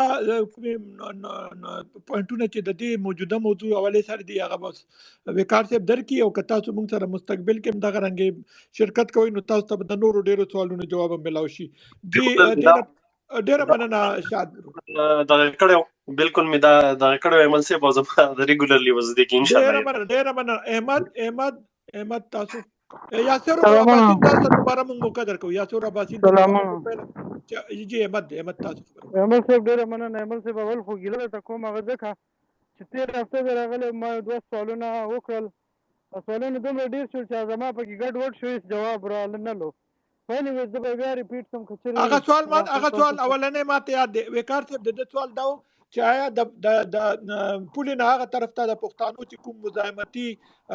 نوزتونه دي لکه خبره خو ډېره کېږي د دې حوالې سره تاریخي څه کتابونه لیکلي شوي دي ځکه چې زیاتره کتابونه د انګریزانو دي. احمد دا سوال دی که نه یو سوال خو مې دا و چې په فرست انګلو افغان وار کې د پښتانه چې کوم سوشل سټرکچر و په دې باندې د انګریزانو کتابونه خو شته خو په دې باندې که د پښتنو تاسو یو کتاب ماته سجست کړئ چې د هغوی څنګه زندګي و هغه وخت. او دویم لنډ شان سوال دا دی چې د پښتنو چې کوم جوډیشل سیستم دی یا جرګه یا پښتونولي ده د دوی چې کوم د سزا او جزا پروسیجر دي یا سزا او جزا دغه ده دا په یو کتاب په شکل کې شته که چېرې سړی ولولي پته ورته ولګي ځکه د دوی خو د حساب کتاب جدا و. مننه ډېره مننه احمد تا سوال نوٹ شو. امیر تراشه بیا به عباسین بیا یاسر. سلامونه نیکې هیلې ټولو د سپیس مشرانو ته ګډونوالو ته. زما سوال ایمل صاحب زه د ملیشیا نه خبرې کوم تاسو سره زما د واتساپ رابطه وه خو رابطه نمبر زما نه ګډوډ شوی دی. ما ته که مشر د سرتور فقیر په باره کې معلومات راکړي موږ ته معلومات نشته دا زموږ د بنې روح موږ ته معلومات نشته نو دا به ډېره مننه مهرباني. صحیح شو امیر ډېره مننه. امیر سرتور فقیر باره کې سوال و اوس به موږ راشو عباسین او بیا یاسر. جی عباسین یم مننه خټک صاحب محترم بیا هم ټولو ته سلامونه کلي درناوی. احمد ورور ته نور په مشر به ورته خپلې خبرې وکړي خو فکر کوم چې د علامه عبدالحی بیبي تاریخي کتابونه چې ولولئ تاسو ته به ډېر معلومات په لاس باندې درشي. بل سوال مې د مشر میلمه څخه دا و چې مخکې که څه هم رڼا پرې واچوله خو په 1520 کې په لویه جرګه کې د پښتونخوا ریاست قایم شو. یعنی که څه هم هغې د باچایي اعلان نه و کړی خو چې کله چې یو ریاست اعلان شو هغه یو مشر لري او هغه مشر یې ملک احمد خان یوسفزی و او چې هغه ملک احمد خان یوسفزی چې د کابل نه د بېدخلۍ سزا ورکړل شوې وه همدغې مغولو ورکړې وه. نو په دغې خاطر باندې که څه هم تاسو رڼا واچوله که یو ځل یې دوباره رڼا واچوئ چې څه معلومات تاسو لرئ ځکه موږ د ډېرو مشرانو هم پوښتنه کړې دي رنګارنګ جوابونه هم ترلاسه کړي دي خو د زړه ټکور جواب مو تر اوسه پورې نه دی ترلاسه کړی نو دا به مهرباني.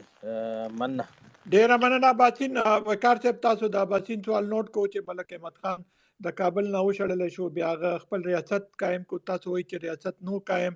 هغه وایي نور هم که تاسو په دې باندې رڼا واچوي. اجمال اټک صاحب محترم په ډېر بخښنې سره د پانیپت جنگ په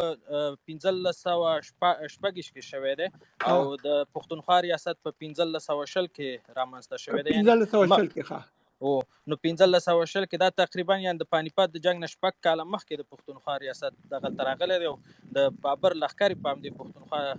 ریاست باندې تېرې شوي دي په دغه خاطر باندې. مننه ډېره مننه. ډېر ښه مننه عباسین وضاحت مو کو. یاسر ته راشه بیا اخر کې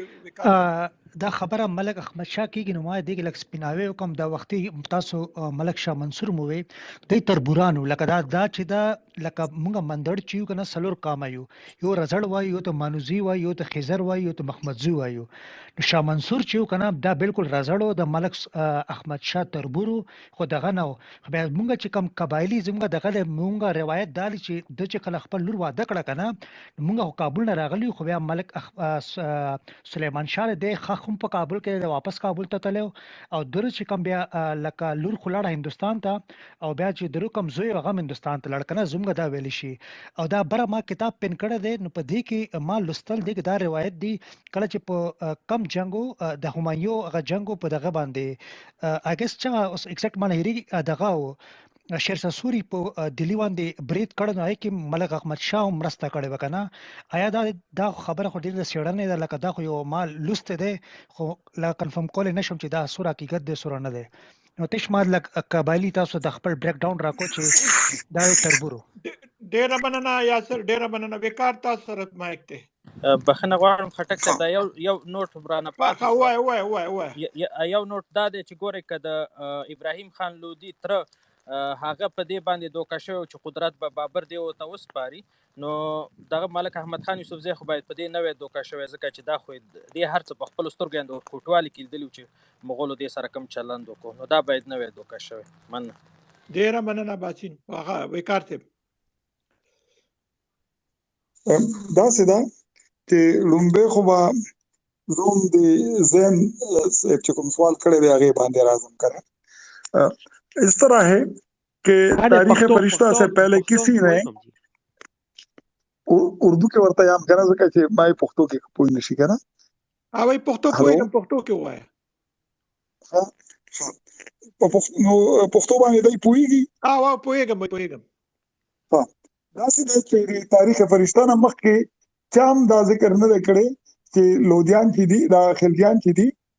دا د ترک دي او دا د ما تاسو ته وی چې هغه چې دا په ترکستان کې یو دا څنګه د هلمند کې خو پښتانه دي غلجیان دي کنه هلمند ویلي چې دا خو د غلجیانو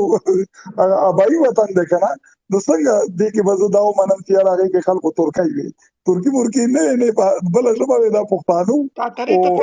لکه په دې باندې ستګ نشته چې کوچیانو او کوچیان چې دي په هندستان کې سج په افغانستان کې دای بچایان کړي دي لکه دور محمد ترکه چې د کوچه غلجه موږ ورته غلجان یو کنه خاصه نجیب یو نجیب الله د کوچه دا سه څومره نور بچایان چې دي دا خو د موږ وخت کې اوس څه شي نو دا خو دا ویلي چې دا عادي چې دا پورا نو دی خو ډېر لوی بچایان پیدا کړی دي او ما ته پکې کم از کم د تاریخ ځان په حیثیت د تاریخ د استاد په حیثیت د ما چې څومره کار دی او بل هغه چې کوم کارونه کړی دی د پښتنو کړی لکه بس زموږ تاسو ته په تفصیلات سره یاما ځکه چې په دې کې موږ سره پیغلم سره دي نه کوي را سره کوي نو مبارک شاه چې کوم دی نو هغه بس پښتنو کې چې دوس شنو هغه شي مبارک شاه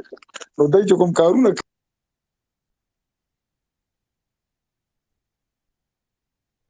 وقار صاحب مونږ سره د ما خیال مونږ سره رابطه کټ شو او کې دې شي لږ سات کې دوباره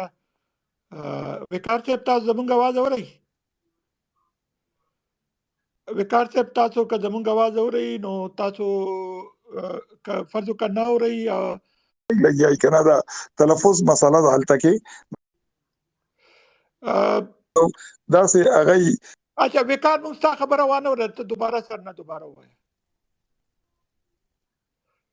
هندستانیان خو ډېر څیزونه ګډوډ کوي لګیای کنه دا تلفظ مسله ده حالت کې نو هغه تلفظ مسله کې د غلطیانو نه خلجیان جوړ کړي دا خو د زين فتا دا سیدا شاد تاسو کوم خبره وکړه نو هوادمل چې دی زلمه هوادمل د یو کتاب لیکل دی د هغه ایگزیکټ ټایټل دا دی په هند کې د پښتو ژبې او ادبیاتو د ایجاد او ودې پړاوونه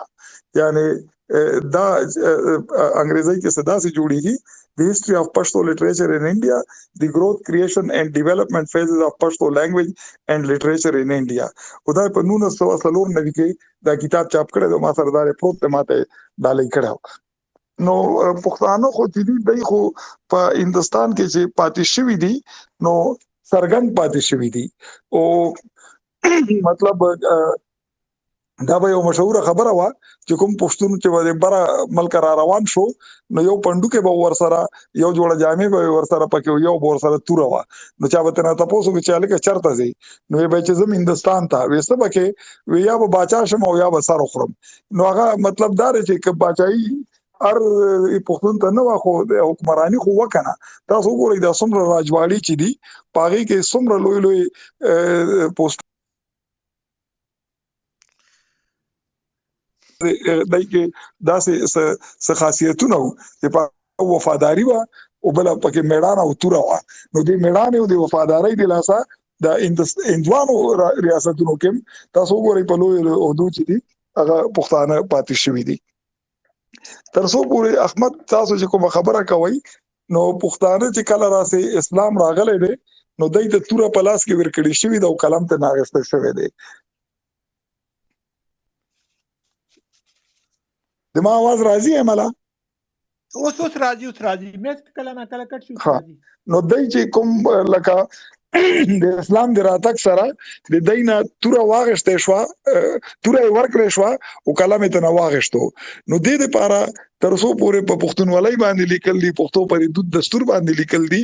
نو دا خو ډېر کم دي بالکل د نش برابر دي. او په 19مه پیړۍ په د دویمه دای کې تاسو ته سيزونه ښکاري نو هغه فرنګانو انګريزانو د خپل ضرورت لپاره چې هي څه شي ته ضرورت هغه سيزونه خو راته د پښتو په دغه باندې پریشي دي لکه مطلب منشي احمد جان او فلان کې او انګلیسي ترجمه به کولې دغه به کولې کوم چې د فرنګي د کار سيزو نو هغه خوشته دي او نور چې دي نور خو نه دی پاتې شوی دا نو هغه کې به سړی سوې لکه اوس د احمد شاه بابا هم چې د صاحب دیوان شاعر دی د وخت کې چې کوم د الپوري حافظ دی هغه شاهنامه ابدالي لیکلي دا کنه نو هغه شاهنامه ابدالي تاسو ګورئ پاغي کې جنگونو تفصيلات خوشته دي پاغي کې چرته راشي چې یاره د قبيلو ذکر سره راشي چې فلان کای قبيله چې د دای په دې باندې مشهور دي د توري میدان ور سره چرته داسې لګ ډېر د دود دستور متعلق راځي او تر څو پورې لکه اوس اس اس توربند دا یو انګريز افسر راغلی د بنو سیټلمنٹ تاریخي لیکلو نو پورا د ریوینیو او سیټلمنٹ تاریخي لیکل دي خو د دې مخکې د نوې نمل تکي چې تا اسی دغه اورل دغه خوشته دي هغه سینه په سینه چې پلان بچی ته بچی نه هغه بچی ته هغه سيزونه شته دي خو داسې مستند کتاب خو د ما د نظر نه تیر شوی چې زه تاسو وایم چې د فلان کی کتاب کې داسې د پښتنو دورونه دستورونه چې دي دا مکمل لیکل شوی دي دا بدقسمتي ده مونږه خو بس دغه یو وجه دا ده چې د دغه سره د لیکلو سره د پښتنو شوق نشته دی او کشتم نو د جنگونو د لاسه د نورو ډیرو دغه د لاسه هغه سيزونه تباہ شوی دي لکه دا یو عام خبره عام طور سره کیږي دا د پیروخان په ذکر کې کو یاره د رستو چې دینو مغولو پیر بابا د دې طرفه اخون درویزه بابا د طرفه یو عام نوټیفیکیشن شوی دی یو عام خبره دغه شوی دی چې چا سره د روحانيت یا د روحانيانو لیکل لټریچر وی هغه راړی مونږ ته او ډېر غټي پیسې په ورکولې نو خلکو ورته راغون کړي دي نو د ایرانو هغه ټوله سه اوسېدل لکه دا روایت دي دا دغه نشته چې سره مستند دي خو خبره ده چې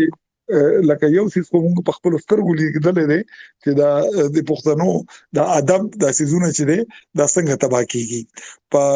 15 کې 1915 کې په خوري یونیورسيټي د تاریخ په شوبه کې یو کنوکیشن او پاره کې دماکا وشو پاره دماکا کې حیات محمد خان شیرپاو چې دی هغه وژل شو حیات محمد خان شیرپاو چې دغه د آفتاب شیرپاو ورو د سینیئر وزیرو او د کنوکیشن د مشر ملما په سرمنای د مشر مل تاریخ حال دی هغه کې مخبلم سبق ویل تاریخ شوبین نو ذکر راته دا پته را هغه خیر د هغه ریاکشن چې کومو एकदम غسیس دي هغه په نېشنل عوامي پارټي باندې راوړل شو نو شاباز دفتر کې د اغینا یو اتمشت مخکې راسي دا یو عام اعلان بکیدو په اخبار کې ومراتلو مشران چې خټک صاحب د ټول خلکو ته دا خواستونه کولو مهدي شاه باچاري د مشرو یاره مونږه د خپل د خدای خدمتګاري تاریخ یو تاریخ لیکو یو مستند تاریخ لیکو نو چا سره چې څه میټیریل دی چا سره چې څه په لیک شکل کې موجود دی نو هغه راړي نو چا سره چې څه شی مو که چا سره ډایري وا که چا سره د هغه وخت کنټمپرری نیوز پیپرز یا نور څه دغه د خدای خدمتګارۍ تاریخ ته پاره هغه ارسه د خلکو د شهباز دفتر کې جمع کړیو امید شاه باچا څنګه هغه مشر او هغه والته کې شپورې یو سدوم کنکولا ور سره نیو و هغه کله خزانه سره کله نه کله بالته لاړو خو ډېر وخت نو هغه ارسه الته پراتو نو جلوس چې کوم وته د ریاکشن کې په نېشنل پارټي باندې د مرګ راوړل شو نو هغه جلوس لاړو د شهباز دفتر اوسېدلو نو شهباز دفتر کې خو نور خو پکې ماشينانو هغه ماشينان خو بیا ریپلیس شو هغه ماشينان کې تباکو کوي سیدل کماتیکل دغه په دغه نور نوي ماشينان ولګیدل خو کوم کتابونه هغه کوم ډایرې نه او کوم دستاویزات چې تل کې جمع هغه خلاړو تباش هغه بیا لاس نه راځي کنه نو زه ځکه چې پښتانه بل داسې بدقسمته قوم دی چې د تاریخ په ځای باندې نه دی او ځکه خو تر اوسه پورې لکه دا غیر چا پیره چې مشتاوی وو د ملک احمد خان چې د بچاو کنو د کوینز د ایشو کړي په خپل نوم باندې خطبه ایشو کړي دا کنه دا کړي د ارسلا په تیار کې پراته نو بس دوا بکو چې تاسو ته خدای احمد دیر کې ماته هم خدای احمد او برکت دواړه راکړي چې دا څه سيزونه را سره دي دا په کتابي شکل کې راشي خواري کو نو ځا غنی خان سره یو ځل مډر د خفغان اظهار کولو ما ورته وی چې یاره اگر د غنی خان نامې د پښتون رسالو ته پوس کولو عمله د سیسټه کلاړو आवाज راځي आवाज نو غنی خان نامې د پښتون رسالو ته پوس کولو نو اگر ته وی چې یاره هغه پښتون رسالې خو ما دغه ته ورکړې دي انډیا افیس لایبرری ته ورکړې دي چې هغه کې پرتی وي هغه دومره نه وي خو ما ور سره په دې باندې لک باسو کو نو ما ورته چې یاره جی انګلند ته څومره پښتانه هغه پسې تللی شي ځکه چې زه خپل ما اوس کلانوم تل اکسفورد ته نو ما ته خدا سیس دا سوچ لکه پستورو کې او په اسمانونو کې دا سیس پروت نو د اسمان نه بس څوک را کوزي دا سیس نو هغه ته په جواب کې وړه خبره وکړه هغه وګوره چې نه ما خو دا ما خو یو رساله وراتله کړه دا رساله به څومره وي نو ما ورته وړم به 1500 بیا ظرف بیا 3000 شي 3000 شي په کار د چې هغه خلکو سره بیا پرتی کړه به ما ته خو یو رساله راتله نو دا به کم از کم محفوظ خو پاتې شي نو بس خبره خو ټیک وره مونږ بدقسمتي دارا چې مونږه د لیکلوس قدر نه کړي اول سشته دی نه او که چا سره لګ ډیروم هغه رانه تباشوي دی ځکه چې رفیق خدای خلري خدای رسیات ورکی رفیق صاحب دته ماویلو نو دراته یو دوه پښتون رسالې د افغانستان نه راغلي وي هغه په لهړو کې چا پټی کړی وي او هغه تک توري دی هغه کې پویګم په سنا ځکه لوګو دومره والی نو بس د بده مرغه پښتانه چې دي نو هغه سره داسې زونه خوندي نه دی پاتې نو دې لپاره مونږه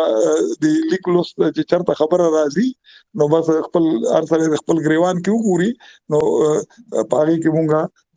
اوچت سترګي نیو لکه څنګه دی دنیا نور قومونه چې څنګه چې چینیان دي جاپانیان دي جرمنان دي چې زرګاو کالو مساوي دی الته پرتی دي او دلته کیس نشته او که خیری کله چې پر روخان بیان راشي پاره کې به ته خیر البیان کې سکوم چې دا څنګه منتفي شوی دا امید سه تاسو دې سرتور فقیر وي نو دا څه دا چې د ما په دومره زیات معلومات نشته چې په تاسو سټیسفای کم نو کومه ته ملګ غوندې یو هفته او کتاب بل هفته ته بدرته ما بیا د الک سټډي کړی خو دومره پوهیږم ما چې اتل سوا او نوی کې نه 1897 اتل سوا او نوی کې واته 97 اوونوي کنه اوونوي کې اتل سوا اوونوي کې د ډیورن لاین د معاهدینه په 3 کاله پستا چې کوم یو اور پټوله پښتونخوا کې د انګريز په ضد باندې دی لګیدل دي چې هغه د وزیرستان نه شروع شوه دی تیرات هم راغله دي او ملکند کې نو د دې حمله چې کومه ټوله په انګريزانو باندې وي د ملکند د دې فوکس او الټوي حمله کولې نو سرتور فقیر باندې خو خود ځکه چې تصویران شته په فیسبوک ما کتلې دي دنګ لوړ فقیر دی دنګ لوړ سړی دی او ټوپۍ په سر نه ونه بس ځکه ورته سرتور فقیر یې نو هغه مجاهد پاتې شوی دی خو ما چې څنګه درته ووایي چې د تاسو د تسلی والا معلومات پېتا بیا درکم اوس درته نشم درکولی. خو دلته کې هماغه خبره چې زه بار بار کومه ډسټورشنز دي مونږ ته د مونږه ملي اتلان چې دي هغه راته یا شکمار کړي دي یا راته داړې مار کړي دي یا راته صدا سي کریکټر کې کړي دي. سنډاکای مولا چې دی دغه نه لوی مجاهد څوک تر څو پورې چې هغه ژوند دی ملکان سر فرنګي نه دی واده دغه د مرګ د پستا نو د سنډاکای مولا سره د موږ په مزغو کې داسې زونه دي چې هغه به ډېر خوراک کول هغه دومره غټه ګېډې والا و او اخر کې چې هغه مړم شو ډېر خوراک ترلاسه مړ شو. نو داسې قسم ته ډرامې افسانې د مشهوري کړي دي موږ د خپلانو په ضد باندې هم دې لپاره خو موږ دا پروګرام کوو چې را داسې زونه چې دي دا د تاریخ د تورو پاڼو نه راوباسو او را مخامخ کو چې هغه لوی مجاهد تیر شوی دي لوی اتلان تیر شوی دي او د هغه د جدوجہد د هغه د هغه مزاحمتونو د لاسه نن موږ په دې آزاد فضا کې ساغشته شو. وقار صاحب ډېره مننه. زه بس د اخر کې دوا دغه دي یو ډاکټر صاحب څه شو راشي او ډاکټر صاحب یو به ډاکټر صاحب الو بیا به سرتاج او یاسر الو او دې نه پس به بیا زموږ پروګرام ختميږي. زه صرف یو خبره کوم چې دا ضروري نه چې د تاسو ذهن کې چې څومره سوالونه دي دا هغه تاسو ته په یو وخت جوابونه ملاوي شي. کوم مخکې چې کوم تاریخي دورونه راځي کې د شي ډیر سوالونه چې تاسو په ذهن کې چې دا هغه جواب تاسو ته په آینده پروګرامونو کې ملاوي شي. او صرف دا دی چې وقار صاحب د ذهن یو کتاب په دې دغه کې کړو ذکر هم کړو استخاري نو د ما خیال د مطلب دا دی چې استخاري د تاریخ فرشته نه مخکې تیر شوی دی هغه د خلج ذکر کړی دی. د یاسر صاحب دا دغه دی سرتاج ډاکټر صاحب تاسو خبرو کوي نو بیا سرتاج او یاسر ډاکټر صاحب مختصر انداز کې خپل سوال وکړي. ډاکټر په نوم باندې څوک دي سپیکر آن کوي ځانته ډاکټر تاسو دا سپیکر میوټ کوي ځانته ان میوټ کوي. سرتاج ته تاسو کا سرتاج ته تاسو کا ما خیال ډېر ښه خوندور خبره سر جاری دي. سر تاسو خبرو پر چې د پښتنو تاریخ روغته او ملاویږي نه لکه لیکل شوی نه شروع کې نو ما پښتون رساله کې یو مضمون پړه کو نو هغه کې دا سعد الله جان برق حواله سے دا لیکل شو چې پښتنو تاریخ چونکی شروع کې نری لیکل شوی نو تحقیق نه زیات هغه تخلیق دی. نو زما په خیال کوچري پښتنو تاریخ د تاریخ او د کوم د ادب تاریخ چې دا کوډه فیبریکیټډ دی دا کډیر لیکل شوی پټه خزانه تاسو ته پته را او جهان خان لودي چې کوم تاریخ لیکل نو هغه هم یو سیاسي عمل په تور باندې چې مغولو سره بحث او مباحثه کې ایرانیانو سره بحث او مباحثه کې لیکل شو. نو ما تاسو نه دغه تاسو کو چې پښتنو ډیره هیستوري چې کومه د جبي افغانستان کې چې کومه د فارسی سره جګړه یا دری سره روانه را داغي په دغه کې پټه خزانه لیکل شي او د کولو شان جهان خان لودي چې کوم د پښتنو د تاریخ لیکلو کوشش کړو نو داغي د وجه چې روم دا یو تخلیق زیات دی فیبریکیټډ لکه یا چې کریټډ تاریخ زیات دی حواله سے تاسو راي معلومه 27 تاسو پوینټ نوٹ شو یاسر تاسو بس خبرو کوي بیا دې نه پس سوالونو سلسله بنديږي او سراج محمد تم ریکویسٹ تاسو ما ته هغه ریکویسٹ کړی دا سپیکر ورکوم نو سراج محمد با اخیری سوالو کې بیا دغه بندو. جی یاسر تاسو مختصر الفاظ وکړئ. مننه کاکا. زما چونکه تاسو دواړه د خټکوالي سیمې نه تعلق لري او زمونږ ډیر لوی اتل یا ډیر لوی شاعر خوشحال خان خټک پاتې شوی دی کنه زما په ان دا دوره لوی شاعر دی ټول په هندستان کې هغه مقابل نشته. په پاکستان کې آیا ولې هغه دغه مقام نه ورکیږي؟ آیا ځکه چې هغه خپل شاعري کې افغان کام پرستی مخه ته راوړي که تاسو څه دا اند لري څه نظر یاسر دا چې خوشحال بابا کله باندې خبره راځي هغه باندې ممتاز ډیرو خبرو جواب ملو شي. اوس سراج تاسو مختصر سوالو کوي بیا وقار تاسو بیا موږ دغه دا سلسله بندو. وقار دا سراج مننه عمل خان ډاکټر صاحب ټولو ګډونوالو ته پېچال ما ډاکټر صاحب سوال دا دی چې زمون کوم لرغونی تاریخ دی نو د هغې خو به ډېر اثار په یونان او یا د بغداد او یا د چین یا د نور داسې هېوادونو چې هغه وخت سره زمونږ اړیکې وي او تګ راتګ و د خلکو د علم لپاره به راتلل نو آیا په دې باندې څه کار شوی چې په هغه لایبرریو کې زمونږ باره کې څه لیکل به شوي خامخا به شوي آیا هغه څېړنې هغه مخته راوړل شوي دي یا د هغې ژباړنې شوي دي که نه دي شوي؟ ډېره مننه. ډیره مننه په سراج صاحب. بس اوس د سوالونو سلسله زمونږ ختمه شوه او وقار صاحب اوس به جواب ورکوي. اخري یو څو خبرې دي او چې کوم اوریدونکي مونږ سره وروستو شامل شوي هغوی د معلوماتو دپاره زه صرف دومره ویل غواړم چې دا مونږ د پښتو د تاریخ حوالې سره یو سلسله د سپیسونو شروع کړي چې هر اتوار په ورځ د یکشنبې په ورځ د پېښور د وخت مطابق 8 بجې او د کابل د وخت مطابق 9 بجې د شپې وي. اولنۍ سلسله چې وه هغه د پښتنو د تاریخ د نسل باره کې چې د کومې نظریې دي هغې باندې خبرې وې. دا دویم چې دی دا په هندوستان کې د پښتنو په تاریخ باندې او دغه رنګې د سپیسونو د تاریخ پښتنو تاریخ حوالې سره سپیسونو دا سلسله به دوام لري او مونږ سره زمونږ درون او خوږ مشر ډاکټر پروفیسر وقار علي شاه صاحب موجود وي. دی به زمونږ د سوالونو جواب راکوي او ډاکټر صاحب څه د تعارف محتاج نه دی. د چې دی نو په تاریخ کې دغه دی پی ایچ ډي دی ډاکټري کړې ده او په آکسفورډ او هایډلبرګ یونیورسټۍ کې چې دی نو او د دنیا په نورو یونیورسټۍ کې او علمي ځایونو کې چې دی نو د سیمینارونه یې کړي دي او د پښتنو تاریخ حوالې سره ډېر زیات دی ستړه ده او د موږ شکریا ادا کوو چې د موږ ته دا وخت راکړی او دا موږ سره وعده کړي چې دی به موږ ته راځي او دغه رنګې زموږ د سوالونو جواب به راکوي او موږ به ورته معلومات راکړي. ډېر مننه وقار صاحب. تاسو خپله خبره یو خدای امال بلې هفتې والا اعلان وکړه هغه شیرشاه سوري باندې کوو. شیرشاه باچا باندې شیرشاه سوري و دی هغه وخت که نه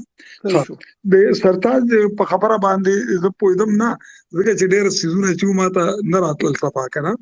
خو لکه هغه د پښتنو د اصل نسل نو سرتاج تا جوړې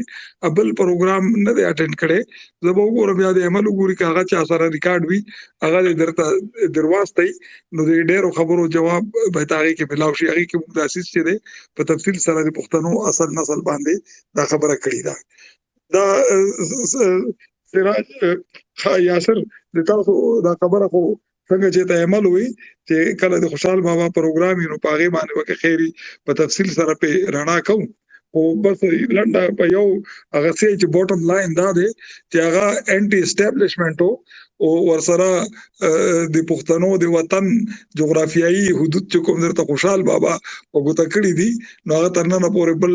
د موضوع داسې نه دی پیدا کړی چې هغه شانتې ساینټیفیک بنیاد صحیح دغه باندې وایي چې درس پښتون تر کندهاره تر ټکه سره یو د ننګ په کار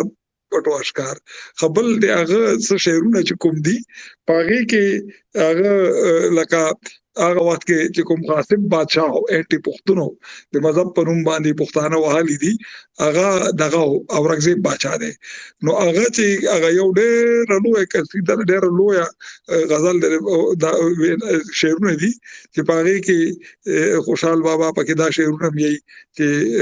اورنګزیب بادشاه زړه ډک له لاهور راغی ګورګان د څوک په وران څوک په ودان کې. نو په هغې کې د لاهور نه چې راغلی دی اورنګزیب بادشاه راغلی دا په 1674 کې دی راغلی دی او دلته کې 9 میاشتې د په حسن ابدال کې تېرې کړي دي. دا دلته چې کوم مغل باغات یادوي ورته مغلیا ګارډنز واچ ورته دی دا د اورنګزیب دپاره جوړ کړی شوی هغه 9 میاشتې دلته تېرې کړي دي. نو په هغې کې د خوشحال بابا هغه وخت کې چې کوم دی دغه هغه لاهور و ځکه چې دلی نه راغلو لاهور ته او د لاهور نه بیا را روان شو دې خوا. نو ما چې څنګه ړومبی شعر وي چې اورنګزیب بادشاه زړه ټک له لاهور راغی ګورګان د څوک په وران څوک په ودان کې. نو په هغې کې د هغې یو زبردست شعر دی په هغې کې یی یګانه ځوانان که زر له ما سره وی یګانه ځوانان که زر له ما سره وی نور زما په پنجاب باندې یرغال. نو بس دا خو لکه هغه خو ظاهره ده هغه وخت کې فرنګي نو مغول د فرنګي شوی نو بیا وروستو ټیمونو کې دا خو ډېره اسانه خبره وي که دا تاریخ دا درباري تاریخداران چې دي دی داسې قسم ته یو څیز پکې راوباسي او اسټابلیشمنټ دی په مغه کې چې وګوره دی خو دا د پاکستان د ورانېدو خبره کوي دی خو یې که ما سره زر ځوانان نور وې نو په پنجاب باندې ما حمله کوله. نو داسې قسم ته شعرونه د هغه په ګوته کړي دي او د هغه په زرګاو شعرونه نور چې دی هغه یو خواته یې غورځولي دي. خوشحال بابا خپله د دیوان متعلق یې که د دیوان کمې بیت سره حساب کې تر 40 زره به تېر شي دا شمار، نو 40 زره شعرونو کې دا شعر به ګوته کېدل چې که یګانه ځوانان زر له ما سره وی نور زما په پنجاب باندې یرغال. نو بس یې چې یاره دا انټي اسټابلیشمنټ دی، انټي پاکستان دی او د پرو پښتون دی، نو ولې نو د هغه په نصاب کې څه شی دی شامل کړی دی چې یو هغه سړی احمق بللی بویا دا یو د هغه لوی شعرونه دي هغه په نصاب کې راوستي دي. نو خوشحال بابا صرف دا ویلي دي لکه دا تاسو چې خپله څنګه ووایي چې د خوشحال بابا غوندې شاعران خو په صدیانو کې چېرته پیدا کېږي که نه، نو بس هغه به که خیر په هغه باندې به نورې خبرې بیا کوو. سراج محمد دا تاسو چې کومه خبره وکړه دا تیر هفته کې موږ ته د پښین نه وکړه د مسلم باغ نه یو بچي راته ویلي وو چې لکه څنګه په عربو کې عربي لټریچر کې په عربو کې کوم انانیمس جغرافر چې دی هغه چې کوم کتاب لیکلی دی حدود العالم په هغې کې لومبي ځل افغان لفظ استعمال شوی دی. هغه راته وایي چې د هغې ترجمه پښتو کې شوي ده، ما نه ده لوستې لا، کوټه کې شایع شوي ما ته لا نه ده راغلې. نو خبره دا ده چې چینیانو چې کوم دا پلګریمیج راغلي و ځکه چې دا خو د بودا او د پاره نو هغه کې هیوانستان چې د په شپږمه اومه پیړۍ کې راغلی دی، هغه د پېښور ذکر کړی دی، د پېښور د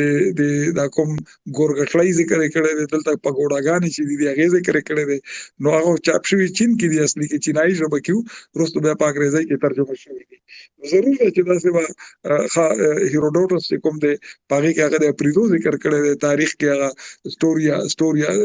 کتاب چې دی نو هغې کې هغه د پښتنو ذکر بالکل کړی دی. او ما خو په دې کې نور داسې یوناني ژبه باندې نه پوهېږم، نو ظاهره ده چې د چا